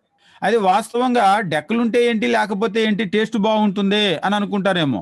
ఇక్కడ ఇచ్చినటువంటి ప్రతిదాన్ని కూడా మీరు గమనించినప్పుడు దేవుడు ఇచ్చినటువంటి ప్రతిదీ కూడా వాళ్ళకి ఏదైతే తెలియజేశాడో అవన్నీ కూడా దేవుడు ఇచ్చిందంతా కూడా ఈ ఆహార నియమాలు వాళ్ళ మేలు కొరకే ఇచ్చాడు. మరొక రకంగా గనక చెప్పినట్లయితే దేవుడు చెప్పినటువంటి వీటన్నింటిలో కూడా సైన్స్ ఉంది. అంటే మీరు ఏం తినాలి ఏం తినకూడదు అనేటువంటి వీటన్నింటిలో కూడా వాళ్ళకి సైన్స్ ఉంది. అంటే ఈ రోజు కొన్ని జీవులు గనక మీరు తిన్నట్లయితే, ముఖ్యంగా వెజ్ చాలా వరకు పర్లేదు. వెజ్ ఒకవేళ కూరగాయలు కుళ్ళిపోతే కుళ్ళిపోతే పాడైంది వెంటనే మనకు తెలుస్తుంది. కానీ నాన్ వెజ్ తినేటప్పుడు మాత్రం చాలా జాగ్రత్తగా ఉండాలి. ఎందుకు జాగ్రత్తగా ఉండాలి అంటే నాన్ వెజ్ ద్వారానే ఎక్కువగా బ్యాక్టీరియా వస్తుంది, ఎక్కువ బ్యాక్టీరియా. ఈ సూక్ష్మ క్రిములు రావటం వల్ల, అంటే మన కంటికి ఏం కనబడవు, ఈ క్రిములు రావటం వల్ల ఏమవుతాం అంటే మనం సిక్ అయిపోతాం, అనారోగ్యం అయిపోతాం, కొన్ని సందర్భాల్లో చనిపోయే పరిస్థితి కూడా ఉంటుంది. మీరు చూడండి, కూరగాయలు తినే వాళ్ళకి జబ్బులు ఎక్కువ వస్తాయి, మాంసం తినే వాళ్ళకి జబ్బులు ఎక్కువ వస్తాయి. కారణం ఏంటి అంటే మాంసం బలమైన ఆహారమే. మాంసం ఎంత బలమైన ఆహారమో అంత ప్రమాదకరమైన ఆహారం కూడా. ఉదాహరణకు కోడి తింటున్నాం, చచ్చిపోయినటువంటి కోడిని ఎప్పుడో ఇవాళ కోసి రేపు అమ్మితే కుదురుతుందా? చచ్చిపోయిన కోడి అంటే ఇప్పుడు మనిషి ఉన్నారు, చనిపోయారు, ఇవాళ చనిపోయారు, చుట్టాల కోసమో బంధువుల కోసమో 2-3 రోజులు ఉంచారు శవాన్ని. 2-3 రోజులు శవం ఉంచితే ఏమవుతుంది? మొదట ఏమవుతుందంటే వాసన వస్తుంది, వాసన వస్తుంది తీసేయండి అంటారు. ఇంకా అలాగనే ఉంచారనుకోండి, ఆ తర్వాత ప్రక్రియ ఏమవుతుందంటే లోపల నుంచి పురుగు పట్టడం మీరు చూస్తారు, మీ కళ్ళకు కనబడుతుంది. పురుగులు కడుపు కూడా పగిలిపోయి లోపల నుంచి లొకమని చెప్పేసి వస్తూ ఉంటాయి. అయితే ఈ పురుగులు రావటానికి మీకు కొన్ని రోజులు పట్టొచ్చు, వెంటనే ఒకటో రోజో రెండో రోజుకో రాదు. కానీ వాసన రావటానికి మాత్రము కొన్ని గంటల్లోనే వస్తుంది. అంటే వాస్తవంగా ఏమైపోయిందంటే ఎప్పుడైతే లోపల ఉన్న ప్రాణం పోయిందో ఈ శరీరం అనేటువంటిది చల్లబడిపోయింది. ఈ చర్మం ఈ శరీరం ఉంటుంది కదా, చల్లబడిపోయింది. చల్లబడిపోగానే ఏమైందంటే అది పాడైపోయే ప్రక్రియ స్టార్ట్ అయిపోయింది. ప్రాణం పోయిన వెంటనే స్టార్ట్ అనమాట. ఇక ప్రాణం పోయిన వెంటనే ఈ శరీరం పాడైపోయే ప్రక్రియ స్టార్ట్ అయింది. అయితే మొదట దేనికి తెలుస్తుంది అంటే మన ముక్కుకు తెలుస్తుంది అది పాడైపోయిన సంగతి, వాసన వస్తుంది తీసేయండి అంటాం. ఆ తరువాత ఏం తెలుస్తుందంటే మన కంటికి తెలుస్తుంది. మన కంటికి తెలియాలంటే పురుగు వస్తే గానీ కంటికి తెలుస్తుంది. కానీ ఏమైందంటే పురుగు రాకముందే పాడైపోయింది. అది దేనికి తెలిసిందంటే మన ముక్కుకు ఆల్రెడీ తెలిసిపోయింది, కొంచెం వాసన వస్తుంది తీసేసేయండి ఇక పాడైపోతుంది అంటాం. అందుకనే దేవుడు ఏమన్నాడంటే, అంటే నీ ముక్కుకు తెలియక ముందే అది పాడవటం స్టార్ట్ అయింది. నీ ముక్కుకు అప్పుడు తెలిసింది వాసన వస్తే గాని. ఎప్పటి నుంచి పాడవటం స్టార్ట్ అయింది అంటే దానిలో ఉన్నటువంటి ప్రాణం పోగానే, అంటే చల్లబడగానే ఇక ప్రక్రియ స్టార్ట్ అయిపోయింది. అందుకనే దేవుడు ఏమన్నాడంటే పొలంలో చనిపోయినా గానీ మీరు ఆ జీవిని, అంటే వాళ్ళ ఆవో గేదో ఏదో పొలంలో చనిపోయింది అనుకోండి, దాన్ని తినొద్దు అన్నాడు. ఎందుకు తినొద్దు అన్నాడంటే ఇదంతా కూడా. కాబట్టి దేవుడు పవిత్రమైంది అపవిత్రమైంది అని చెప్పటంలో ఆయన ఉద్దేశం ఏమిటి అంటే తినదగినవి తినకూడనివి. ఏది తినకూడదని ఆయన చెప్పాడో ఈవేళ గనక సైన్స్ ప్రకారం గనక వాళ్ళు రీసెర్చ్ చేస్తే ప్రతి దానిలో కూడా ఒక మంచి ఉంది. ఆయన తినొచ్చు అని చెప్పేసి దానిలో ఏదైతే తినకూడదు అని చెప్పేసి అన్నాడో ప్రతి దానిలో కూడా ఒక కీడు ఉంది. అంటే ఇవాళ ఇంత సైన్స్ అభివృద్ధి అయింది కాబట్టి మనకు తెలుస్తుంది. అయితే ఇదంతా తెలియక ముందే కొన్ని వేల సంవత్సరాల క్రితమే ఆయన ఏం చెప్పాడంటే వద్దు అనే ఒకే మాట చెప్పాడు. వద్దు అంటే వాళ్ళు ఆగిపోయారు అనుకోండి, వాళ్ళ జీవితాలకు అది చాలా మేలు. ఇక కింద వచనాలు కూడా మీరు చూసినప్పుడు జలచరాల్లో మీరు వీటిని తినొచ్చు వీటిని తినకూడదు అని చెప్పేసి అన్నాడు. జలచరాల్లో వాళ్ళకి చెప్పింది ఏమిటి అంటే ఇక్కడ వేటికైతే పొలుసులు ఉంటాయో వాటిని మీరు తినవచ్చు. జలచరాల విషయానికి వస్తే దాన్ని తినాలి అంటే వేటికైతే పొలుసులు ఉంటాయో వాటిని మీరు తినవచ్చు. అదే పొలుసు లేకుంటే దాన్ని మీరు తినకూడదు. అవును, చేపల్లో పొలుసు లేనటువంటి చేపల గురించి ఇవాళ రీసెర్చ్ చేసి చెప్పింది ఏంటంటే ఏ చేపలైతే పొలుసు ఉండవో అవి మోర్ పాయిజనస్. ఇవాళ మీరు చూస్తూ ఉంటారు జపాను సముద్ర తీరాల్లో కూడా ఒక రకమైనటువంటి చేప ఉంటుంది.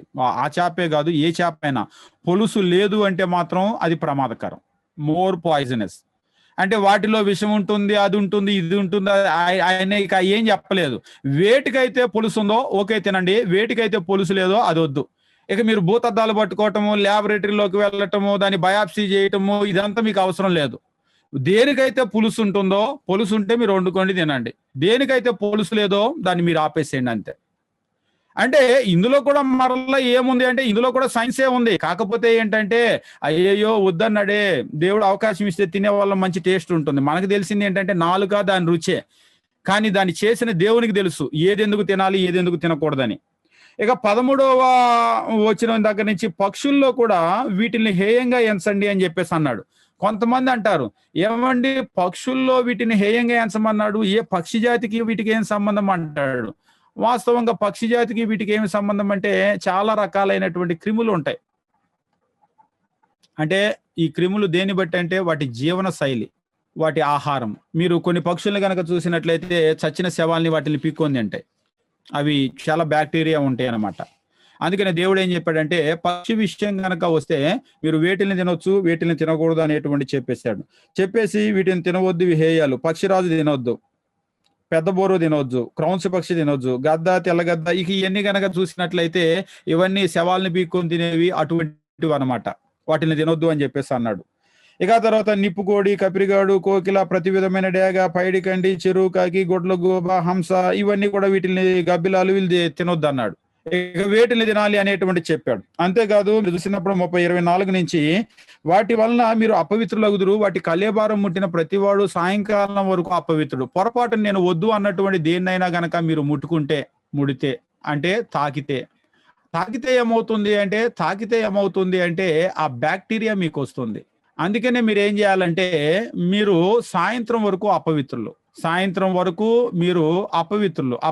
అంటే ఊరి బయట ఉండి సాయంత్రం అయిపోయిన తర్వాత మీరు మీ బట్టలు ఉతుక్కొని నీళ్ళతో మీరు స్నానం చేసి అప్పుడు ఊర్లోకి వెళ్ళండి. అంటే ఈవేళ గనక మనం చెప్పామనుకోండి, ఈ వైరస్ వచ్చింది కాబట్టి అందరికీ ఈ శుభ్రం అంటే ఏంటి అనేది తెలిసిపోతుంది. శుభ్రం లేకపోతే చేయకపోతే ఏమవుతుంది అనేది.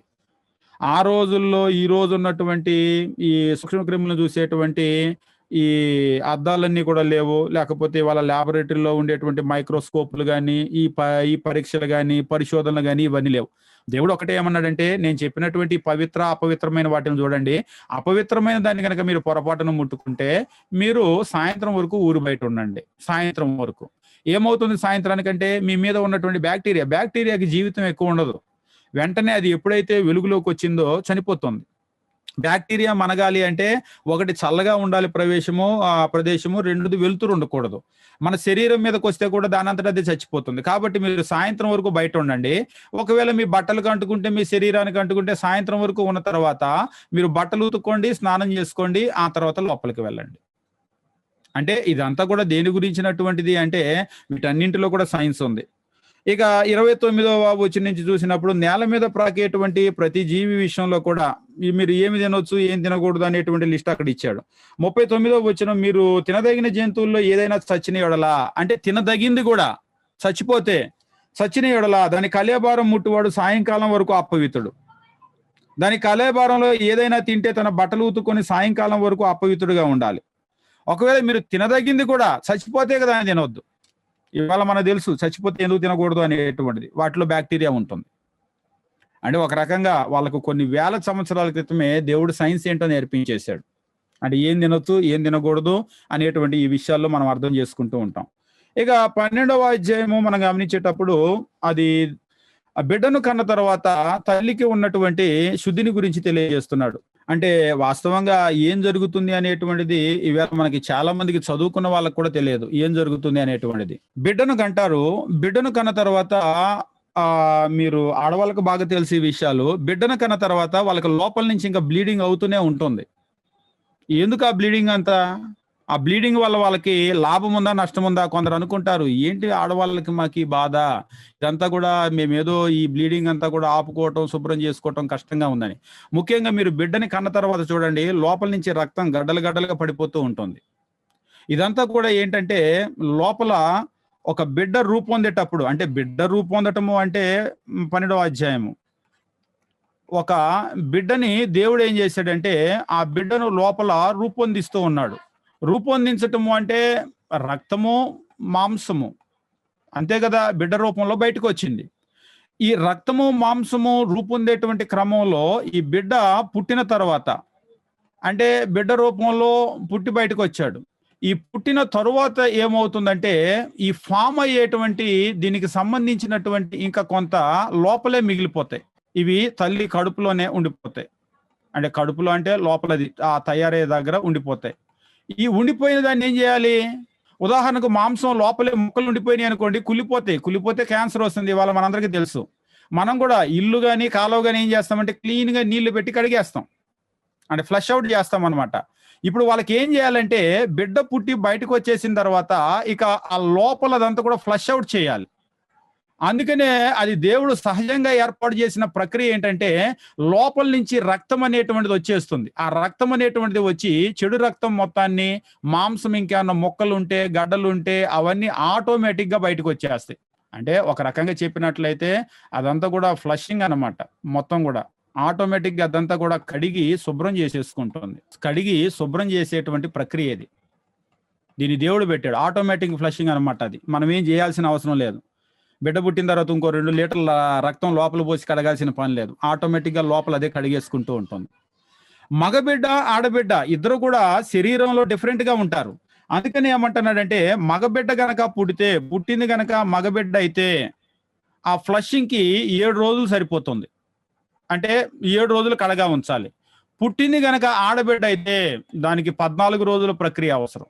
అందుకనే దీన్ని ఏమంటాడంటే కడగా ఉండాలి అని చెప్పేసి అంటాడు.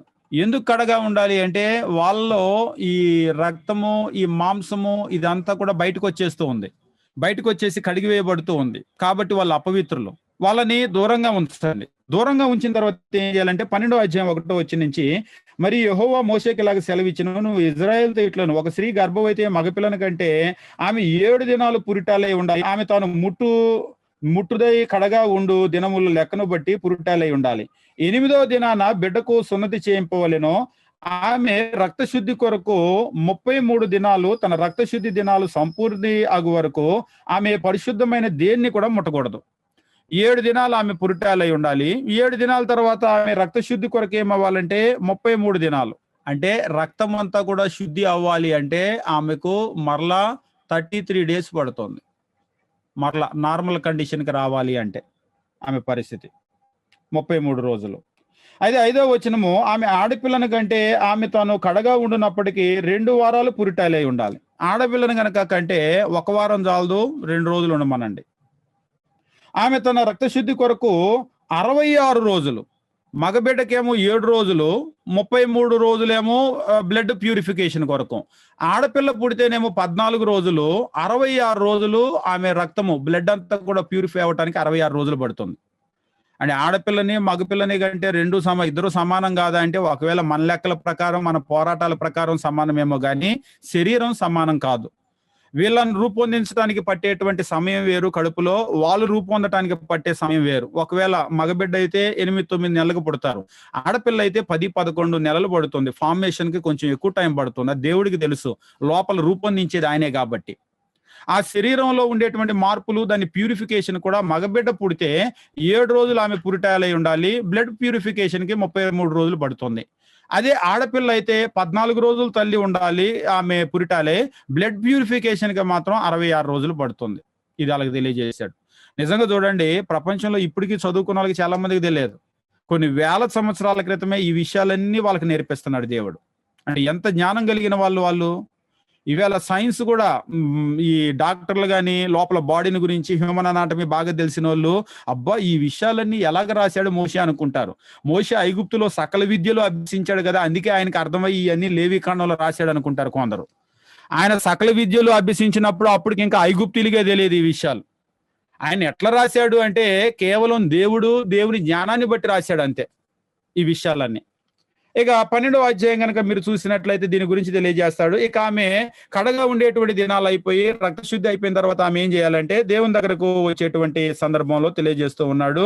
6వ వచనము, కుమారుని కొరకే గాని కుమార్తె కొరకే గాని ఆమె శుద్ధి దినములు సంపూర్తి అయిన తర్వాత ఆమె దహన బలిగా 1 ఏడాది గొర్రె పిల్ల, పాప పరిహారార్థ బలిగా 1 పౌర పిల్ల, తెల్లగోవనైనను ప్రత్యక్ష గుడారం యొక్క ద్వారమునకు యాజకుని వద్దకు తీసుకొని రావాలి.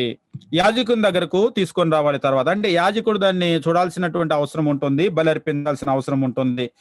ఆ తర్వాత 8వ వచనము, పిల్లను గాని కన్నా స్త్రీని గురించిన విధమిది. ఆమె గొర్రె పిల్లను తేజాలకపోతే, అంటే వాళ్ళ యొక్క ఆర్థిక పరిస్థితుల్లో గొర్రెను కనుక గొర్రెను తేలేకపోతే 2 తెల్ల గొవ్వలను 2 పావురం పిల్లలనైనా దహన బలిగా ఒకదాన్ని, పాప పరిహారార్థ బలిగా ఒకదాన్ని తీసుకొని రావాలి.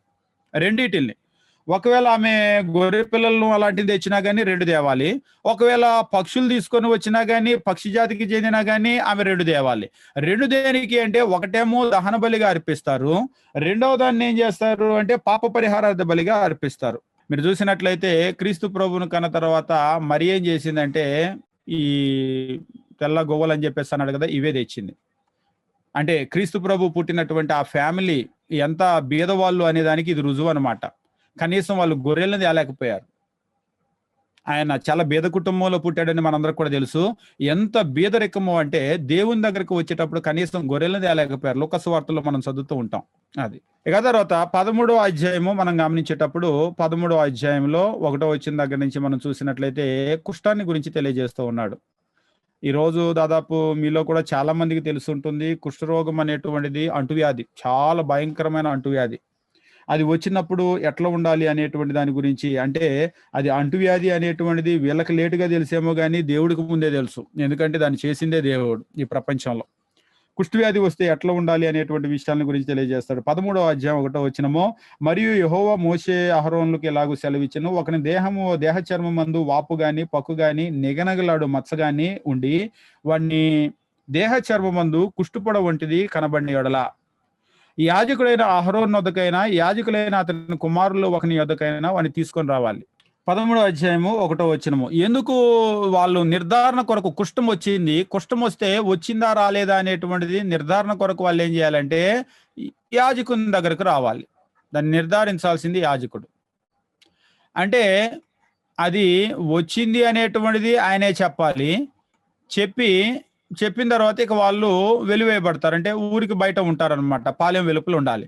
ఆ తర్వాత తగ్గింది అనేటువంటిది కూడా యాజకుడే నిర్ధారించాలి. అందుకనే క్రీస్తు ప్రభు కూడా కుష్ఠవ్యాధి వచ్చినటువంటి వాళ్ళని బాగు చేసి మీరు వెళ్ళి యాజకుడిని కనపరుచుకోండి అని చెప్పేసి అన్నాడు. అంటే ధర్మశాస్త్ర ప్రకారము యాజకుడి పని ఏమిటి అంటే ఆయన నిర్ధారించాలి. వచ్చింది అనేది ఆయన నిర్ధారించాలి. తగ్గిపోయిందని వాడంతటి వాడు ఊర్లో ఇంట్లో వాళ్ళు పిలిచారని వచ్చేయకూడదు. తగ్గింది అనేటువంటిది కూడా మళ్ళీ యాజకుడి దగ్గరికి వెళ్ళి చూపించుకొని ఓకే అంటే అప్పుడు ఆయన సమాజం లోపలికి రావాలన్నమాట. చూడండి, దేహంలో ఒక వాపు గాని పొక్కు గాని నిగనిగలాడేటువంటి మచ్చ గాని ఇలాంటిది ఏమైనా ఉంటే యాజకునికి వెళ్ళి చూపించాలి. చూపించినట్లయితే ఆ యాజకుడు వాని దేహ చర్మం మందు ఆ పొడ చూస్తే ఆ పొడ యందలి వెంట్రుకలు తెల్లబారితే ఆ పొడ అతని దేహ చర్మం మందు పల్లంగా కనబడితే అది కుష్ఠపొడ. తెల్లబడిపోతే వెంట్రుకలు తెల్లబడిపోతే అది చాలా డేంజర్. ఇప్పుడు కూడా ఒకవేళ వాటిని గురించి ఎవరైనా అవగాహన ఉన్న వాళ్ళకి బాగా తెలుస్తుంది. లోపల గనక ఏదైనా గడ్డలాగా పొక్కులాగా వచ్చి వాటి లోపల ఉన్న వెంట్రుకలు రంగు మారినాయి అంటే గనక అది చాలా సీరియస్, వెంటనే చూపించాలి. అది చెప్తూ ఉన్నాడు. 4వ వచనం, నిగనిగలాడే మచ్చ చర్మం కంటే పల్లంగా వాని దేహం మందు తెల్లగా కనబడితే దాని వెంట్రుకలు తెల్లబారకున్న ఎడల ఆ యాజకుడు ఏం చేయాలంటే 7 రోజులు ఉంచాలి. అంటే వాస్తవంగా ఇంకా పల్లంగా ఉంది, అయితే ఇంకా తెల్లబడలేదు. తెల్లబడకపోతే ఇంకొక 7 రోజులు ఆయన్ని ఆ వేరే ఉంచాలన్నమాట. అంటే దీన్ని ఏమంటారంటే ఒకవేళ టెస్టింగ్ కొరకు ఆయన్ని విడిగా ఉంచాలి. 7 రోజుల తర్వాత చూడాలి. ఒకవేళ అది అక్కడి నుంచి ఎక్కడికి వ్యాపించలేదు, 7వ నాడు యాజకుడు రెండోసారి చూడాలి. అది వ్యాపించక అదే తీరులో గనక ఉంటే వాడు పవిత్రుడే, ఏం పర్లేదు. అది మామూలు పొక్కే గాని ఇలాంటి పొక్కేం కాదు. ఒకవేళ 7 రోజులు అయ్యేసరికి అది కొంచెం వ్యాప్తి చెందటం మొదలైంది, లేదా వెంట్రుకలు రంగు మారినాయి, ఇక అప్పుడు ఏం చేస్తాడంటే మరలా ఆయన డిక్లేర్ చేసేస్తాడు, నిర్ధారిస్తాడు, ఇది కుష్టు వ్యాధే, నువ్వు బయటికి వెళ్ళిపోవాలి అనేటువంటి విషయం. ఇక తర్వాత అధ్యాయం అంతా కూడా వరుసగా మీరు చదవండి. కుష్టు వ్యాధిని గురించి వివరాలన్నీ కూడా తెలియజేస్తాడు. అంటే అది ఎక్కడ వస్తే అనేటువంటి విషయము, తర్వాత శరీరంలో వచ్చేటువంటి వివిధ స్థలాల గురించి, వాటన్నింటి గురించి తెలియజేస్తూ ఉంటాడు. అంటే దేహంలో పుట్టేదైతే ఎలా ఉంటుంది, 40వ వచనంలో తల వెంట్రుకలు రాలిన వాడు బట్టతలవాడు అయినవాడు అపవిత్రుడు అని చెప్పేసి అంటాడు. ముఖం వైపు తల వెంట్రుకలు రాలిన వాడు బట్టనొసటి వాడు పవిత్రుడు. అంటే మామూలుగా వెంట్రుకలు రాలిపోతే పర్లేదు, ఇలాంటిది ఏదన్నా వచ్చేసి వెంట్రుకలు కనుక రాలిపోయిందంటే అది డిసీజ్ అనమాట, వ్యాధి లక్షణం. అది అంటువ్యాధులు వాటి వల్ల జరిగేటువంటిది అనమాట. ఆ తర్వాత 47వ వచనము, కుష్టుపొడ వస్త్రం మందు గనక కనబడితే, అంటే కొందరు అనుకుంటారు బట్టలకు కూడా వస్తుందా అని. అవును, అది ఒక వ్యాధి. అంటే అది ఏమిటి అంటే ఒక బ్యాక్టీరియా. అంతేకాదు రాతి గోడల మీద కూడా వస్తుంది. ఇవాళ మనం చూస్తూ ఉంటాం కదా ఫంగస్ లాంటివి, బ్యాక్టీరియాలు. అవి మనుషుల చర్మాల మీద ఉంటాయి, లేదంటే బట్టల మీద వస్త్రాల మీద ఉంటాయి, వస్తువుల మీద ఉంటాయి, రాతి గోడల మీద కూడా ఉంటాయి. అలా ఉంటే ఏం చేయాలి అనేటువంటి విషయాల గురించి తెలియజేస్తూ ఉన్నాడు. ఇక ఈ 13వ వచనము చివరికి గనక వచ్చినట్లయితే యాజకుడు వాళ్ళని చూసిన తర్వాత వాళ్ళు ఏం చేయాలి అనేటువంటి విషయాల గురించి తెలియజేస్తూ ఉంటాడు. వాడు బయటికి వెళ్ళిపోయేటువంటి విషయము, బయటికి వెళ్ళిపోయిన తర్వాత ఆయన జీవితం ఎలా ఉంటుంది అనేటువంటి విషయాలు. 56వ వచనము, యాజకుడు దాన్ని చూసినప్పుడు వస్త్రం ఉతికిన తర్వాత ఆ పొడ వాడి ఉండిన యెడల అది ఆ వస్త్రంలో ఉండినను, తోలులో ఉండినను, పడుగులో ఉండినను, పేకలో ఉండినను యాజకుడు వాటిని చింపేయాలి. అంటే వాటి నివారణ ఎట్లా చేపట్టాలి అనేటువంటి వాటిని గురించి తెలియజేస్తూ ఉన్నాడు. ఒకవేళ వస్త్రాల్లో ఉంటే ఎట్లా చేయాలి అనేటువంటి విషయాలు. ఇక 14వ అధ్యాయం గనక మనం గమనించినట్లయితే వ్యాధి తగ్గిపోతే వాళ్ళను ఏం చేయాలి అనేటువంటి విషయాన్ని గురించి తెలియజేస్తున్నాడు. అంటే మరలా సమాజంలో ఎలా చేర్చుకోవాలి. అయితే మీరు గమనించండి, కుష్టు వ్యాధికి మందేమి కూడా లేదు. అప్పట్లో గనక చూసినట్లయితే. వస్తే ఊరు బయటికి పంపించటము, తగ్గింది అంటే ఊరు లోపలికి రప్పించటం. అంతకు మించి ఇంక వాళ్ళు చేయగలిగింది ఏమి కూడా లేదు. తగ్గింది అంటే, వచ్చింది అంటే నిర్ధారించటం, బయటికి పంపించటం, ఊరు బయటికెళ్ళిపోతారు. ఇక వాళ్ళనెవరు పట్టుకోకూడదు, వాళ్ళెవరిని కూడా ముట్టుకోకూడదు. ఇక తగ్గింది అని చెప్పేసి అనిపిస్తే లోపలికి వాళ్ళని చేర్చుకునేటప్పుడు కూడా యాజకుడు రావాలి, యాజకుడు చూడాలి. 14 అధ్యాయం 33 వచనం నుంచి గనక చూసినట్లయితే అక్కడ యాజకుడు అతని గురించి చేయాల్సినటువంటి విధానం అంతా కూడా ఉందన్నమాట. అంటే పవిత్రుని చేయటానికి ఏం ఆచరించాలి అనేటువంటి దాని గురించి తెలియజేశాడు. ఇక 15వ అధ్యాయం మీరు గనక చూసినట్లయితే దేహంలో ఉండేటువంటి స్రావాన్ని గురించి మాట్లాడాడు. స్రావం అంటే 2వ వచనం, మీరు ఇజ్రాయేలుతో ఇట్లనండి, ఒకని దేహమందు స్రావం ఉన్న యెడల ఆ స్రావం వలన వాడు అపవిత్రుడు. వాని స్రావం కారినను కారకపోయినను ఆ దేహ స్థితిని బట్టి వాడు అపవిత్రుడు. ఆ స్రావం గలవాడు పండుకొను ప్రతి పరుపు అపవిత్రం, వాడు కూర్చుండు ప్రతి వస్తువు అపవిత్రం. అంటే ఇందులో దేవుడు ఏం చెప్తున్నాడంటే, వాడు పండుకునేది కూర్చునేది అంటే అది అంటుకుంటుంది. అంటే అంటువ్యాధులు అని చెప్పేసి మనం అంటాం కదా, అది అంటుకుంటుంది. అందుకనే ఏం చేయాలంటే వాడు వాడు ముట్టినటువంటి ప్రతిదీ, ముట్టిన ప్రతి వస్తువు అపవిత్రం. మీరు ఇవాళ గమనించండి, పూర్వం ఏం చేసేవాళ్ళంటే చచ్చిపోయారు అనుకోండి, వాళ్ళు ఏ మంచం మీద చచ్చిపోయారో ఆ మంచం పడేసేవాళ్ళు. ఏ పక్క మీద పడుకున్నారో ఆ దిండులు, ఆ దుప్పట్లు వాళ్ళకి సంబంధించినవి అన్ని పడేసేవాళ్ళు. ఇవాళైతే డబుల్ కాట్ మీద పడుకొని చచ్చిపోయారు అనుకోండి, ఏం చేస్తారు? ఏం చేయం. కనీసం ఏం చేయమంటే శుద్ధి కూడా చేయం అసలు. ఈవేళ మనం చదువుకున్నాం అనుకుంటాం కానీ అసలు మనకు ఇందులో నాలెడ్జ్ నిల్లని చెప్పాలి. ఒక బ్యాక్టీరియా ఉంటుంది, ఇళ్లలో అది వ్యాప్తి చెందుతుంది, వస్తువులకు అంటుతుంది, దాని నుంచి డిసీజులు వస్తాయి అనేటువంటిది ఇంత చదువుకొని కూడా చాలా నిర్లక్ష్యంగా ఉంటారు. కనీసం కొందరైతే ఏం చేస్తారంటే దిండ్లో దుప్పట్లో అయితే దిండి ఎండకబెడతారు, దుప్పటి మళ్ళా ఉతికేసి మళ్ళీ వాడేస్తారు. ఇక మంచం విషయం వస్తే కొన్ని కులాలలో మాత్రం ఆ వస్తువులన్నీ ఇంటి బయట వేస్తారు. అందుకనే చచ్చిపోతున్నారంటే ముందుకు ముందే శవాన్ని తెచ్చి ఇంటి బయట పెడతారు. ఎందుకంటే వాళ్ళు మళ్ళీ ఏ వస్తువు మీద పడుకున్నారో ఆ వస్తువులన్నీ అపవిత్రం అవుతాయని ముందే బయట వేసేస్తారనమాట. అంటే ముందే బయట వేస్తే మాత్రం అంటుకోదా అంటే, ఆల్రెడీ జబ్బు వచ్చింది, జబ్బు వచ్చే కదా చచ్చిపోయాడు, జబ్బు వచ్చి చచ్చిపోయాడు కాబట్టి ఆల్రెడీ ఎఫెక్ట్ అయిపోయింది. అది ఏదో వస్తువుల్ని దక్కించుకోవడానికి తాపత్రయం తప్ప ఆల్రెడీ ఎఫెక్ట్ అయిపోయినాయి అవి. కాబట్టి ఇది చదివేటప్పుడు మనం నేర్చుకునేటువంటి విషయాలు ఏమిటంటే, అంటువ్యాధులు అనేటువంటివి ఉన్నాయి. మరొక రకంగా చెప్పాలంటే కంటికి కనబడినటువంటి బ్యాక్టీరియా ఇవి ఉంది అనేటువంటిది. ఇవాళ ఎవరికి కంటికి కనబట్టలేదు, అయినా ముక్కులకి మూతులకి మాస్క్ కట్టుకుంటున్నారు. ఎవరి కంటికి ఏం కనబట్టలేదు, చేతులు తెగ తోముకుంటా ఉన్నారు. కనీసం శుభ్రంగా తోముకోలేకపోయినా వెంటనే ఏం చేస్తున్నారు? శానిటైజర్ వేస్తున్నారు. శానిటైజర్ డబ్బా కనబడితే చాలు, ఇది ఎవరన్నా వేస్తుంటే ఇలా చేయి జాపుతున్నారు, నాకు కూడా ఒక 2 చుక్కలు వేయండి. ఎవరి కంటికి ఏం కనబట్టలేదు. అంటే ఈవేళ ఏంటంటే మనకేదో కరోనా వచ్చింది కాబట్టి ఆ అవేర్నెస్ వచ్చింది, కానీ లేకపోతే అసలు చేయి కూడా కడుక్కోకుండా తినే రకాలు చాలా మంది. అయితే ఇజ్రాయేలీలను గనక చూసినట్లయితే కొన్ని వేల సంవత్సరాల క్రితమే వాళ్ళు ఎంత జాగ్రత్తగా ఉంటున్నారంటే, ఇదంతా కూడా ఒక రకంగా చూసినట్లయితే ఇదంతా కూడా ఏంటి అంటే దేవుడు వాళ్ళకి నేర్పినటువంటి సైన్స్ అంతే. దానికి మరొక పేరు ఏమిటంటే సైన్స్ అంతే. బ్యాక్టీరియా, దాని యొక్క వ్యాప్తి, దాని విషయంలో మీరు ఎట్లా ఉండాలి, ఆ బ్యాక్టీరియా అనేటువంటిది ఆహార విషయంలో మీరు ఎలా జాగ్రత్తగా ఉండాలి. ఇందాక పవిత్రమైన అపవిత్రం అన్నాడు కదా, ఆ బ్యాక్టీరియా ఒకవేళ మీ శరీరాలకు వస్తే జబ్బులు, వాటి విషయంలో ఎట్లా ఉండాలి, ఆ బ్యాక్టీరియా మీ వస్తువులను గనక అంటుకుంటే మీరు ఎంత జాగ్రత్తగా ఉండాలి. వస్తువులు కాకుండా ఒకవేళ ఆ బ్యాక్టీరియా మీ ఇళ్ళకు గనక అంటుకుంటే, అంటే ఇంటికి అంటుకుంటుందా అంటే అవును, ఇళ్లలో కూడా రాళ్లే కదా ఉండేది, ఆ ఇంటికి అంటుకుంటే మీరు ఎంత జాగ్రత్తగా ఉండాలి అనేటువంటి వాటిని గురించి తెలియజేస్తూ ఉన్నాడు అనమాట. ఈ విషయాలన్నీ మీరు ఆ తర్వాత చదువుకోండి. 16వ అధ్యాయము మనం గమనించేటప్పుడు ఇక ముఖ్యమైనటువంటి అధ్యాయము డే ఆఫ్ అటోనమెంట్, ప్రాయశ్చిత్త దినము, దీని దగ్గరకు వచ్చాం. 16వ అధ్యాయము మనం గమనించినప్పుడు, అహరోను 2 కుమారులు యెహోవా సన్నిధి సమీపించి చనిపోయిన తర్వాత యెహోవా మోషేతో మాట్లాడి ఇట్లనెను, నేను కరుణాపీఠం మీద మేఘంలో కనబడుదును గనుక నీ సహోదరుడైన అహరోను చావకూడనట్లు అతని మందస్సం మీద కరుణాపీఠం మీద ఉన్న అడ్డతెర లోపలికి ఎప్పుడూ రాకూడదని ఆయనతో చెప్పు. ఇందాక మనం చూసాం కదా, అడ్డతెర లోపలికి మళ్ళా వచ్చేస్తారేమో, మనం యాజకులం కదా లోనంతా తిరుగుదామని, ఎప్పుడు కూడా లోపలికి రాకూడదు, ఆ విషయం ఆయనతో చెప్పు అని చెప్పేసి అన్నాడు. అంతేకాదు 3వ వచనము, అతడు పాప పరిహారార్థ బలిగా ఒక కోడిదూడను, దహన బలిగా ఒక పొట్టేలును తీసుకొని వీటితో పరిశుద్ధ స్థలంలోకి రావాలి. పరిశుద్ధ స్థలంలోకి ఎట్లా రావాలి అనేటువంటి విషయాన్ని గురించి తెలియజేస్తూ ఉన్నాడు. పరిశుద్ధ స్థల ప్రవేశం. అంటే పరిశుద్ధ స్థలంలోకి వచ్చేటప్పుడు ఆయన ఏం చేయాలి అంటే ఒక పాప పరిహారార్థ బలి, రెండోది ఒక దహన బలి, ఈ రెండు కూడా తీసుకొని ఆయన లోపలికి రావాలి. ఇక తర్వాత 5వ వచనం, మరి ఇజ్రాయేల్ సమాజం వద్ద నుంచి పాప పరిహారార్థ బలిగా 2 మేకపిల్లలు, దహన బలిగా ఒక పొట్టేలు తీసుకొని రావాలి. ఇదేమో తన కొరకు, మనకు హెబ్రీ పత్రికలో బాగా చెప్తాడు, యాజకుడు తన కొరకు కూడా బలర్పించుకోవాలి అని. సమాజం కొరకు ఆయన ఏం చేయాలి అంటే మేకలు ఒక 2 మేకలు. అంతేకాదు ఇక్కడ చెప్తూ ఉన్నాడు దహన బలిగా ఒక పొట్టేలు. వాటిని ఏం చేయాలనేటువంటిది కింద వచనాల్లో తెలియజేస్తూ ఉంటాడు. వీటిని తీసుకోవాలన్నమాట. వీటిని తీసుకొని 7వ వచనం, ఆ 2 మేక పిల్లలను తీసుకుని వచ్చి ప్రత్యక్ష గుడారం మీదుట ద్వారం వద్ద యెహోవా సన్నిధిలో వాటిని ఉంచాలి. ఈ 2 మేక పిల్లల్ని తీసుకొని వచ్చేసి, ఇందాక చెప్పాడు కదా ప్రత్యక్ష గుడారము ద్వారము అని చెప్పేసి అంటున్నాడు కదా, అక్కడికి తీసుకొని రావాలి. అక్కడికి తీసుకొని వచ్చి అక్కడ ఉంచాలి.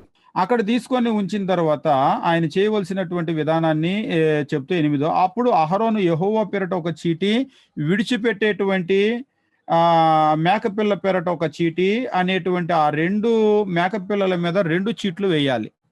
ఇప్పుడు ఈయన ఈ 2 మేకలను తెచ్చాడు, ఇది 1, ఇది 2. ఇప్పుడు 2 చీటీలు వేయాలి. ఈ 2 చీటీలు ఏమేం చీటీలు అంటే, ఒకటేమో యెహోవా పేరట, అంటే యెహోవా పేరట ఏదైతే వస్తుందో దాన్ని బలివ్వాలి. రెండోదేమో విడిచిపెట్టేది. ఈ విడిచిపెట్టేది ఏదైతే ఉందో దాని మీద పాపాలు ఒప్పుకోవాలి. అంటే చేతులుంచి ఇజ్రాయేల్ పాపాలంతా కూడా ఒప్పుకుంటారనమాట ఈ రెండిట్ల మీద. అంటే ఏది ఏంటి అనేటువంటిది ఏంటంటే చీట్లు వేస్తారు. అంటే ఏది చంపబడాలి, ఏది వదిలిపెట్టబడాలి అనేది వాళ్ళ నిర్ణయం కాదు. ఇది దిట్టంగా ఉంది, ఇది దీనికి ఉంచు, ఇది ఇట్లా ఉంది, అది దానికి ఉంచు అనేటువంటిది కాదు. ఏది ఎలా జరగాలి అనేటువంటిది 2 చీట్లు రాసి వేస్తారు. ఇప్పుడు దీని పేరు మీదట యెహోవా పేరట ఇది పడింది అనుకోండి, ఇదేమో విడిచిపెట్టటం అని పడింది అనుకోండి. ఇక ఇప్పుడు వాళ్ళు ఏం చేయాలనేటువంటి విధానాన్ని చెప్తున్నాడు. 10వ వచనం, ఏ మేక మీద విడిచిపెట్టుట అనే చీటీ పడునో దాని వలన ప్రాయశ్చిత్తం కలుగునట్లు దాన్ని అరణ్యంలో విడిచిపెట్టుటకై యెహోవా సన్నిధిని దాని ప్రాణంతోనే ఉంచాలి. ఇదిగో విడిచిపెట్టడం అని పడింది, దీని పక్కన పెట్టండి, ఇది ప్రాణంతో. అయితే అహరోను పాప పరిహారార్థ బలియగు ఆ కోడెను తీసుకుని వచ్చి తన నిమిత్తము తన ఇంటి వారి నిమిత్తము ప్రాయశ్చిత్తం చేసుకోవాలి. తరువాత అతడు తన కొరకు తాను అర్పించు పాప పరిహారార్థ బలియగు కోడెను వధించాలి. ఇక ఆ తర్వాత తను చేయాల్సిన విషయం అంతా కూడా చెప్తూ ఉన్నాడు. 14వ వచనం, అప్పుడు అతడు ఆ కోడె రక్తంలో కొంచెం తీసుకొని తూర్పు పక్క కరుణాపీఠం మీద తన వ్రేలుతో ప్రోక్షించి కరుణాపీఠం ఎదుట తన వ్రేలుతో ఆ రక్తంలో కొంచెం 7 సార్లు ప్రోక్షించాలి. అంటే ప్రోక్షించడం అంటే ఇలా అనమాట, అంటే మనం ఇది చిలకరించడం అంటాం కదా, వేలుతో అలాగా ప్రోక్షించాలి. 15వ వచనం, అప్పుడు అతడు ప్రజలర్పించు పాప పరిహారార్థ బలియగు మేకను వధించి అడ్డతెర లోపలికి దాని రక్తంలో రావాలి. ఇందాక చెప్పాం కదా, ఇప్పుడు దేని పేరిటైతే యెహోవా పేరట పడిందో దీన్ని వధించాలి. మొదట ఆయన కొరకు ఆయన బలి చేసుకున్న తర్వాత ఇప్పుడు దీని రక్తం తీసుకొని ఈ లోపల అతి పరిశుద్ధ స్థలం ఉంటుంది కదా, ఈ అతి పరిశుద్ధ స్థలంలోకి ఆ రక్తంతో రావాలన్నమాట. ఏడాదికి ఒక్కసారి, సంవత్సరానికి ఒక్కసారి మాత్రమే జరిగేటువంటి తంతిది. 2 మేకలు తీసుకోవాలి, మేక పిల్లలు, మొదట చీటీ వేయాలి, ఏది దేనికి వస్తుంది అనేటువంటిది. యెహోవా పేరట ఏదైతే వస్తుందో దాన్ని తీసుకొని దాన్ని వధించి దాని రక్తంతో ప్రధాన యాజకుడు మాత్రమే, మళ్ళీ అందరి లోపలికి వచ్చేయకూడదు, ప్రధాన యాజకుడు మాత్రమే. తేడా జరిగితే ఏం జరుగుతుంది అనేది వాళ్ళకి తెలుసు. ఆల్రెడీ ఇప్పటికే 2 పిల్లలు లాస్ అయిపోయారు, ఇజ్రాయెల్ సమాజం అంతా కూడా చూశారు. కాబట్టి ఆయన ఇందులోకి వచ్చే ముందు ఏం చేయాలంటే, పొరపాటున ఆయన పాపం ఆయన మీద ఉంటే ముందు ఆయన లేచిపోతాడు. అందుకని అహరోను ఏం చేస్తాడంటే ముందు ఆయన కొరకు ఆయన బలిచ్చుకొని అప్పుడు ఆయన లోపలికి వస్తాడు. అంటే చూడండి, దేవుణ్ణి సమీపించటం అనేది ఎంత జాగ్రత్తగా మనిషి ఉండాలి అనేది ఇక్కడ నేర్పిస్తున్నాడు. పరిశుద్ధుడైనటువంటి దేవుణ్ణి సమీపించాలంటే వీళ్ళు కూడా వీళ్ళ పాపాన్ని పక్కన పెట్టుకుంటేనే అది సాధ్యం అవుతుంది. అందులో ఉన్నటువంటి విషయం అది. ఈ రోజు మన జనాలు అడ్డగోలుగా ప్రార్థనలకు వచ్చేస్తున్నారు, దేవుని దగ్గరకు వస్తున్నారు, కానీ క్రిస్టియానిటీ అనేటువంటిది సాధారణమైన ఒక విషయం ఏమి కాదు. భౌతికమైనటువంటి ఒక గుడారంలోకి వెళ్ళాలంటేనే అంత జాగ్రత్తగా వాళ్ళు ఉంటే, ఆత్మ సంబంధంగా మనం దేవుని దగ్గరకు వెళ్ళేటువంటి ఈ ప్రక్రియలో ఎంత పరిశుద్ధులంగా ఉండాలి. ఏమైనా అసలు స్పృహ ఉందా మనకి? అబద్ధము, మోసము, ఇక అడ్డగోలు వ్యవహారాలు, దొంగతనాలు, వ్యభిచారాలు, మోసాలు, ఇవన్నీ చేస్తూ మళ్ళీ ప్రార్థనకు వస్తూ ఉంటారు. ఇవన్నీ చేస్తూ అయ్యా నేను పరలోకానికి వెళ్ళాలని కోరుకుంటున్నాను అంటూ ఉంటారు. వాళ్ళకి ఏం అర్థం కాలేదంటే పరిశుద్ధత అంటే ఏంటి, పాపం అనేటువంటిది ఎంత భయంకరమైనటువంటిది, పరిశుద్ధుడైనటువంటి దేవుని దగ్గరికి వెళ్ళాలంటే మానవుడు ఎలా సిద్ధపడాలనేటువంటిది వాళ్ళకి అర్థం కాలేదు. నిజంగా ఇక్కడ చూడండి, ప్రధాన యాజకుడు, సాక్షాత్తు ప్రధాన యాజకుడు దేవుని దగ్గరకు రావాలి అంటే సంవత్సరానికి ఒక్కసారి మాత్రమే, రోజు వచ్చేటువంటిది కాదు అది. ఆ సంవత్సరానికి ఒక్కసారి రావాలంటేనే ముందు ఆయన కొరకు ఆయన బలి ఇచ్చుకొని రెడీ అయ్యి అప్పుడు దీని రక్తాన్ని తీసుకొని లోపలికి రావాలి. లోపలికి వచ్చి ఇక్కడ చెప్తూ ఉన్నాడు చూడండి, దాని రక్తాన్ని తీసుకొని కరుణాపీఠం ఎదుట ప్రోక్షించాలి. 16వ వచనము, అట్లు అతడు ఇజ్రాయేళ్ల సమస్త పాపాలను బట్టి, అనగా వారి అపవిత్రతను బట్టి, వారి అతిక్రమాలను బట్టి పరిశుద్ధ స్థలానికి ప్రాయశ్చిత్తం చేయాలి. ప్రత్యక్ష గుడారము వారి మధ్య ఉండుట వలన వారి అపవిత్రతను బట్టి అది అపవిత్రమైపోతుంది. ఎందుకంటే ప్రజల మధ్యలో ఉంది కదా, అందుకనే వాళ్ళను బట్టి అది కూడా అపవిత్రమైపోతుంది. ఈ రక్త ప్రోక్షణం ద్వారా ఏమవుతుందంటే దానికి ప్రాయశ్చిత్తం చేయాలి. అది జరిగేటువంటి విషయం. కింది వచనాల్లో చూసినప్పుడు, పరిశుద్ధ స్థలంలో ప్రాయశ్చిత్తం చేయుటకు అతడు లోపలికి పోవునప్పుడు అతడు తన నిమిత్తము, తన ఇంటి వారి నిమిత్తము, ఇజ్రాయేల్ సమస్త సమాజం నిమిత్తము ప్రాయశ్చిత్తము చేసి బయటకు వచ్చే వరకు ఏ మనుష్యుడు ప్రత్యక్ష గుడారంలో ఉండరాదు. లోపలికి వెళ్ళినప్పుడు ఇక లోపల ఇంకెవరు ఉండకూడదు, ఎవ్వరు కూడా ఉండరాదు. ఆయన మాత్రమే లోపలికి వెళ్తాడు. ఆయన లోపల ముగించుకొని బయటికి వచ్చే వరకు ఇంకెవ్వరు కూడా అక్కడ ఉండకూడదు. మరియు అతడు యెహోవా సన్నిధిని బలిపీఠం వద్దకు పోయి దానికి ప్రాయశ్చిత్తం చేయాలి. అతడు ఆ కోడి రక్తంలో కొంచెము, మేక రక్తంలో కొంచెము తీసుకొని బలిపీఠము కొమ్ము మీద చమరాలి. బలిపీఠం అంటే బయట ఉండేటువంటిది కదా, దాని కొమ్ములకి ఇలాగ చమరాలన్నమాట. అంటే చమరటం అంటే మన భాషలో రాయటం అనమాట.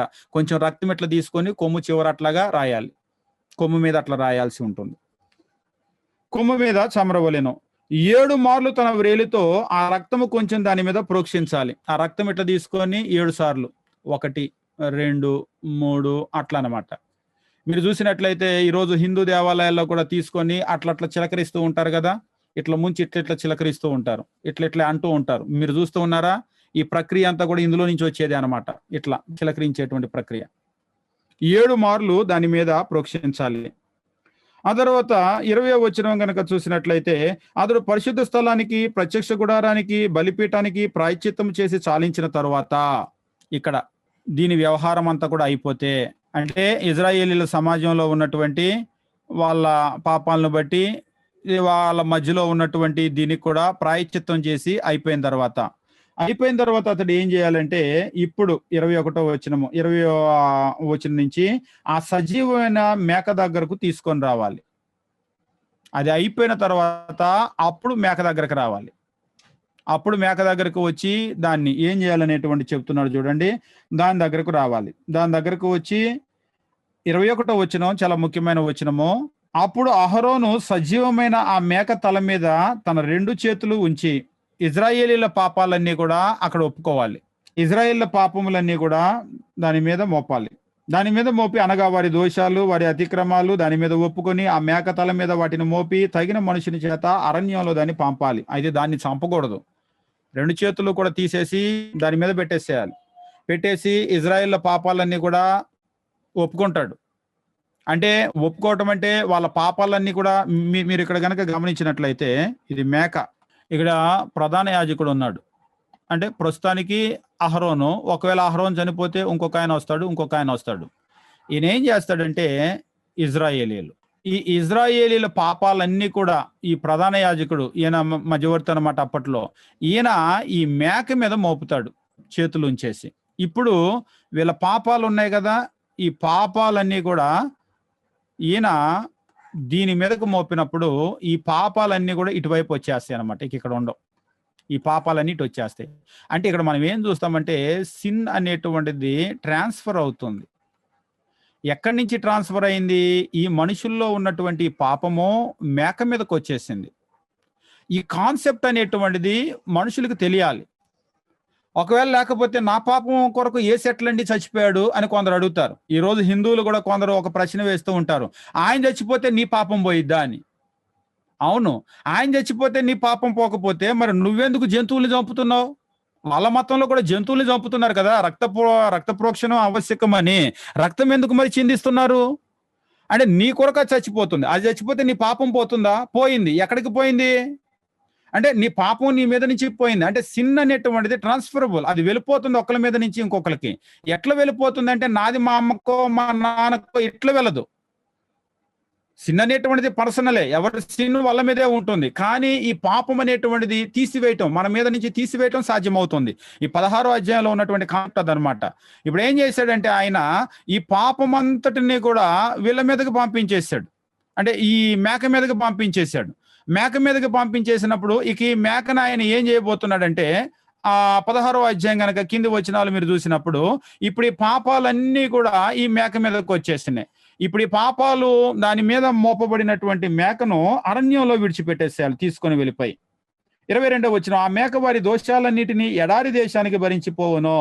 అతడు అరణ్యంలో ఆ మేకను విడిచిపెట్టవలేను. అప్పుడు అహరోను ప్రత్యక్ష గుడారంలోనికి వచ్చి తాను పరిశుద్ధ స్థలంలోనికి వెళ్ళినప్పుడు తాను వేసుకున్న నారబట్టలు తీసి అక్కడ వాటిని ఉంచి పరిశుద్ధ స్థలంలో దేహముతో నీళ్లను కడుక్కొని బట్టలను తిరిగి ధరించుకొని బయటికి వచ్చి తన కొరకు దహన బలిని ప్రజల కొరకు దహన బలిని తన నిమిత్తం ప్రజల నిమిత్తం ప్రాయశ్చిత్తము చేయాలి.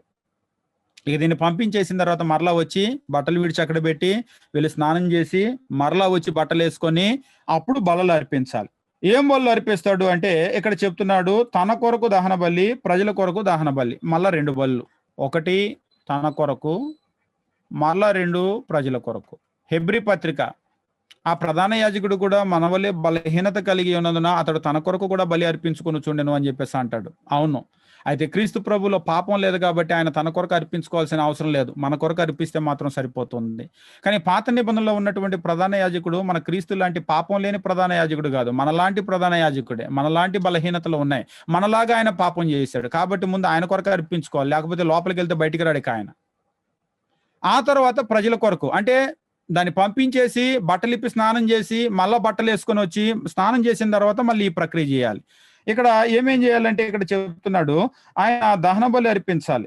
దహన బలిని అర్పించిన తర్వాత ప్రజల కొరకు తన కొరకు దహన బలి అర్పించి 25వ వచనము, పాప పరిహారార్థ బలి పశువు యొక్క క్రొవ్వును బలిపీఠం మీద దహించాలి. విడిచిపెట్టే మేకను వదిలిన వాడు, అంటే ఆ మేకను తీసుకొని ఒకడు వెళ్ళిపోయాడు కదా అరణ్యంలో వదిలిపెట్టడానికి, ఆ వెళ్ళిన వాడు ఏం చేయాలి అనేటువంటి చెప్తున్నాడు. విడిచిపెట్టేటువంటి మేకను వదిలిన వాడు తన బట్టలు ఉతుక్కొని నీళ్లతో దేహం కడుక్కొని తరువాత పాలయానికి రావాలి. పట్టుకొని వెళ్ళాడు కదా పాపం ఉన్నటువంటి మేకని, ఆ మేకను పట్టుకొని వెళ్ళి వదిలిపెట్టి వచ్చి నీళ్లతో కడుక్కొని లోపలికి రావాలి. నీళ్లతో కడుక్కొని లోపలికి అంటే దాని అర్థం ఏంటంటే మరలా సమాజంలోకి రావాలి. సమాజంలోకి అంటే ఇక్కడ దేవుని యెహోవా సాన్నిధ్యం ఉంది. ఎందుకండి ఇంత ప్రక్రియ అంటే ఒకవేళ అర్థం కాకపోయినా ఇక్కడ ఈయన ఉన్నాడు, ఈయన పరిశుద్ధుడైనటువంటి దేవుడు మనతో కూడా ఉండాలి అంటే ఈ సమాజం అంతా పరిశుద్ధంగా ఉండాలి. అందుకొరకు ఈ ప్రక్రియ అంతా కూడా. ఈరోజు కూడా సంఘము అనేటువంటిది పరిశుద్ధమైనది, అందులో పాపం ఎట్టి పరిస్థితుల్లో ఉంచకూడదు. మనం కొంతమందికి అర్థం కాదు ఆ పాపం అనేది ఎంత భయంకరమైనదని. అందుకనే మనకు కూడా క్రొత్త నిబంధనలో సేమ్ కాన్సెప్ట్. ఎవడైనా సరే పాపం చేసినటువంటి వాడు ఉంటే ఆ పాపం చేసిన వాడిని ఏమంటున్నాడు, వాళ్ళని వెలేసేయమంటున్నాడు. అయితే ఇవాళ రేపు జరగదు వెలివేయటం అనేది, అందరిని పెట్టుకుంటాం. ఒక రకంగా చెప్పాలంటే అసలు లోకాన్ని తెచ్చి మనం సంఘంలో పెట్టుకుంటాం. ఈరోజు సంఘం అనేటువంటిది అంటే పాత నిబంధనలు ఆ సమాజం ఎట్లుందో వాళ్ళలో పాపం లేకుండా ఎట్లా తీసివేయిస్తున్నాడో సంఘం కూడా ఈరోజు దానికి సాదృశ్యమే కదా ఇది. పాత నిబంధన క్రొత్త నిబంధనకు ఛాయ అది. వాస్తవంగా ఈ ఓటి అనేటువంటిది ఏంటి అంటే ఇది నీడ. ఈ అంటి క్రొత్త నిబంధన ఏమిటి అంటే ఇది నిజస్వరూపం. పాత నిబంధనలో మనకు చూపించడం ద్వారా నువ్వు ఇక్కడ ఎలా ఉండాలి అనేటువంటిది నీకు అర్థం అవ్వాలి. పాత నిబంధనలోనే దేవుడు ఉన్నాడు అంటే ఆయన భౌతికమైన గుడారం ఉందంటేనే వాళ్ళు అంత పరిశుద్ధంగా ఉంటే ఈరోజు లిటరల్ గా ఆయన సాన్నిధ్యం మనలో ఉంది. సంఘంలో మనం ఎట్లా ఉండాలి, వాడు నీళ్లతో కడుక్కొని లోపలికి రావాలి అని చెప్పేసి అంటూ ఉన్నాడు. ఇక తర్వాత 27, 28 వచనాల కింద గనక మీరు చదివినట్లయితే వాటిని గురించినటువంటి విషయాలను వెల్లడించడం జరిగింది. 29వ వచనం నుంచి, ఇది మీకు నిత్యమైన కట్టడ, స్వదేశులు గాని మీ మధ్య ఉండే పరదేశులు గాని మీరు అందరూ 7వ నెల 10వ నాడు ఏ పని చేయక మిమ్మల్ని మీరు దుఃఖపరచుకోవాలి. 7వ నెల 10వ దినం మిమ్మల్ని మీరు దుఃఖపరచుకోవాలి. ఏలైనగా యెహోవా సన్నిధిని మీ సమస్త పాపాల నుంచి పవిత్రులైనట్లు ఆ దినం మిమ్మల్ని మీరు పవిత్రపరచుకున్నట్లు మీ నిమిత్తం ప్రాయశ్చిత్తం చేయబడింది. అది మీకు మహా విశ్రాంతి దినమగును. మిమ్మును మీరు దుఃఖపరుచుకొనాలి. ఇది నిత్యమైన కట్టడ. 34లో అంటున్నాడు, సంవత్సరానికి ఒకసారి ఇజ్రాయేలీల సమస్త పాపాలను బట్టి వారి నిమిత్తం ప్రాయశ్చిత్తం చేయుటకు ఇది మీకు నిత్యమైన కట్టడ. యెహోవా మోషేకు ఆజ్ఞాపించినట్లు అతడు చేసెను. ఇది మీకు నిత్యమైనటువంటి కట్టడ. మీ క్యాలెండర్లో 7వ నెల 10వ తారీఖు ఇజ్రాయేల్ క్యాలెండర్లో చాలా ముఖ్యమైన డేట్ అది. డే ఆఫ్ అటోన్మెంట్, ప్రాయశ్చిత్త దినము. సంవత్సరానికి ఒక్కసారి మాత్రమే ప్రధాన యాజకుడు అతి పరిశుద్ధ స్థలంలోకి ప్రవేశించేటువంటి దినము. ఈరోజు హెబ్రీ పత్రిక చదవండి. క్రీస్తు ప్రభు కూడా తన రక్తం తీసుకొని తను ప్రవేశించాడు. అక్కడ ప్రధాన యాజకుడు తనది కాని రక్తంతో లోపలికి వెళ్తాడు అతి పరిశుద్ధ స్థలంలోకి. కానీ క్రీస్తు ప్రభు తన్ను తానే బలి అర్పించుకొని తన రక్తంతో లోపలికి ప్రవేశించాడు. అంటే అతి పరిశుద్ధ స్థలం అంటే పరలోకాన్ని గురించి మాట్లాడుతూ ఉన్నాడు అనమాట. తండ్రి దగ్గరకు ప్రవేశించాడు. మీరు హెబ్రీ పత్రిక అంటే పాత నిబంధన మీకు లేవీకాండం కానీ ప్రత్యక్ష గుడారం కానీ ఈ విధానం బాగా అర్థమైతే క్రొత్త నిబంధన మీకు బాగా అర్థమవుతుంది. ప్రాయశ్చిత్త దినం ఏంటి అనేటువంటిది మీకు బాగా అర్థం అవ్వాలి. ఏం జరుగుతుంది అక్కడ? అట్లీస్ట్ ఒక పాయింట్ మాత్రం మీరు క్యాచ్ చేయాలి. పాపము, ఇజ్రాయేలీల పాపం అనేటువంటిది వారి మీద నుంచి మేక మీద మోపబడి అది అరణ్యానికి తీసుకొని వెళ్ళిపోయింది. అది వాళ్ళ పాపాలన్నీ కూడా మేక మోసుకొని వెళ్ళిపోయింది.